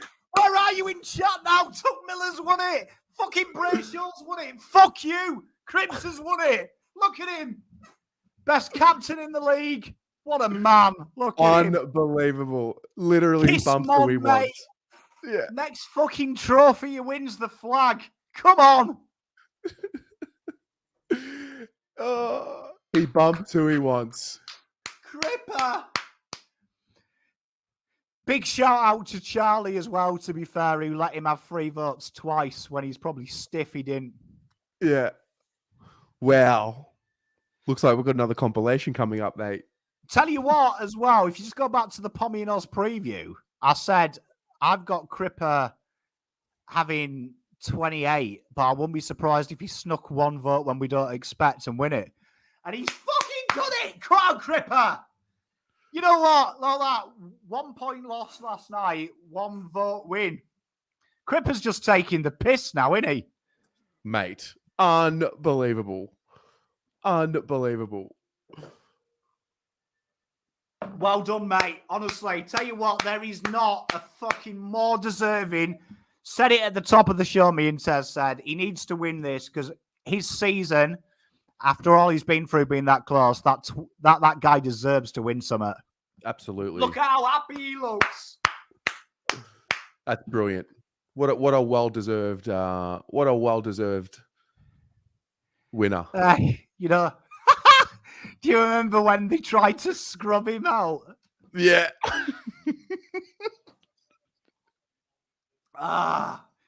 You know, Twitter is going to be just a smorgasbord of hate. Oh, I've already started, mate. He bumps who he wants. What a hero.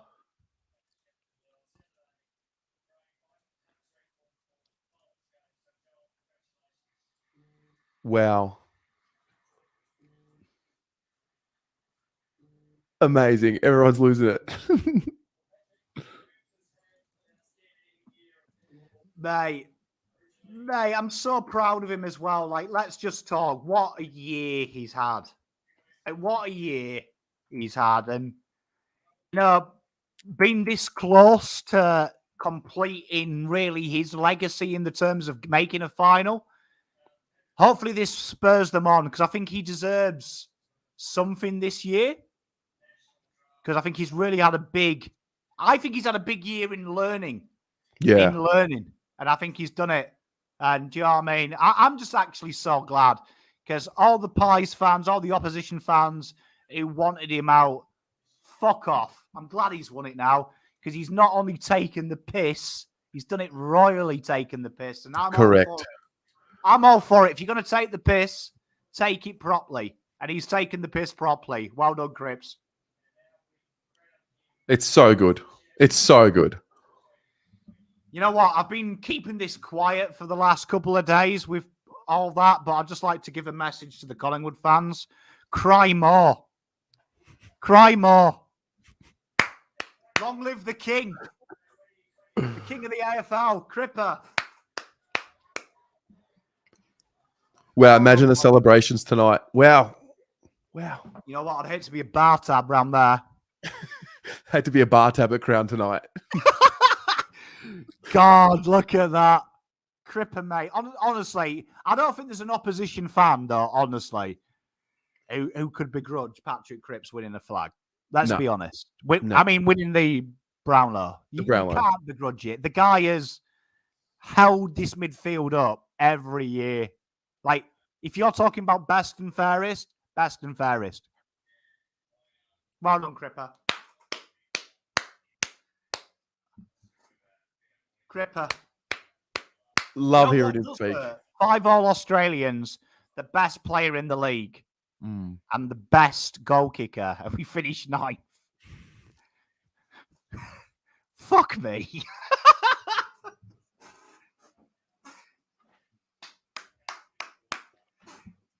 So proud of him. Look at him. You just can't not love him. You can't not love him. Cripper, mate. It's all right. We'll get you a flag, son, to go with the medal now. Yes. Promise. If this doesn't motivate them wankers at the club, I tell you now. Look, he's got a smile on his face. Look what happens when he wins.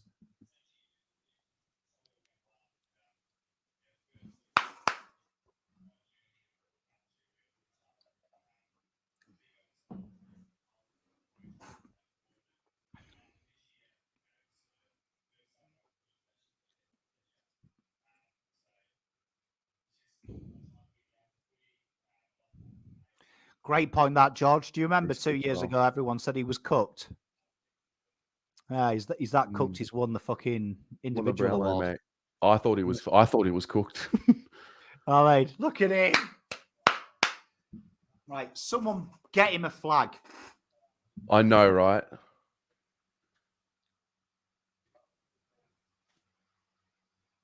Well, Voss, yes, spot on, Beachy. His coach has won a Brownlow. Now let's fucking give him the other thing his boss has got. Flag, multiple. Not one, few of them.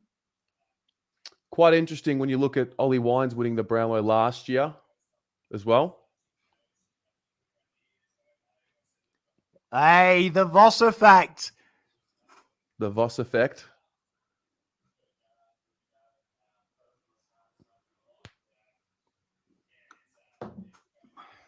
That's it. I want flags. Yeah. He's got, but he deserves that little bit, that little G up.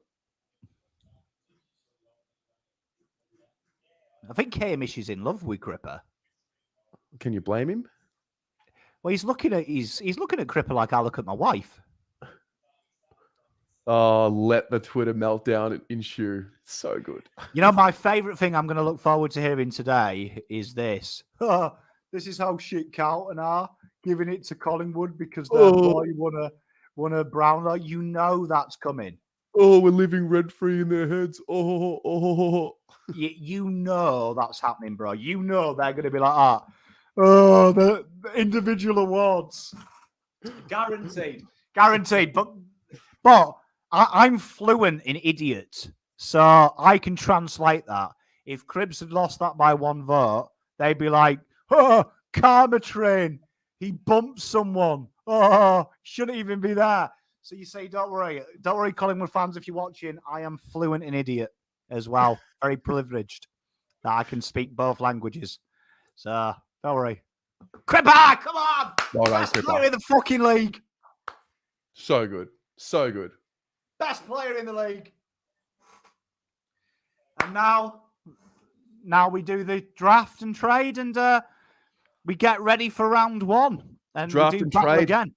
Absolutely. I think we might leave it there, Pommy. Let everyone just enjoy the rest of the telecast. Hey, tell you what, big shout out though to all the chat. Absolutely fucking love you all. Yeah, thanks for those that tuned in. Hopefully this brought you a little bit extra on the Brownlow night. It was good to actually, I don't think anyone really expected tonight, but thanks for tuning in. I'm glad that we got to record this as well and document it live, and see you tomorrow night, Blue Broad Show. Go Blues. Go Paddy Cripps. Go Blues.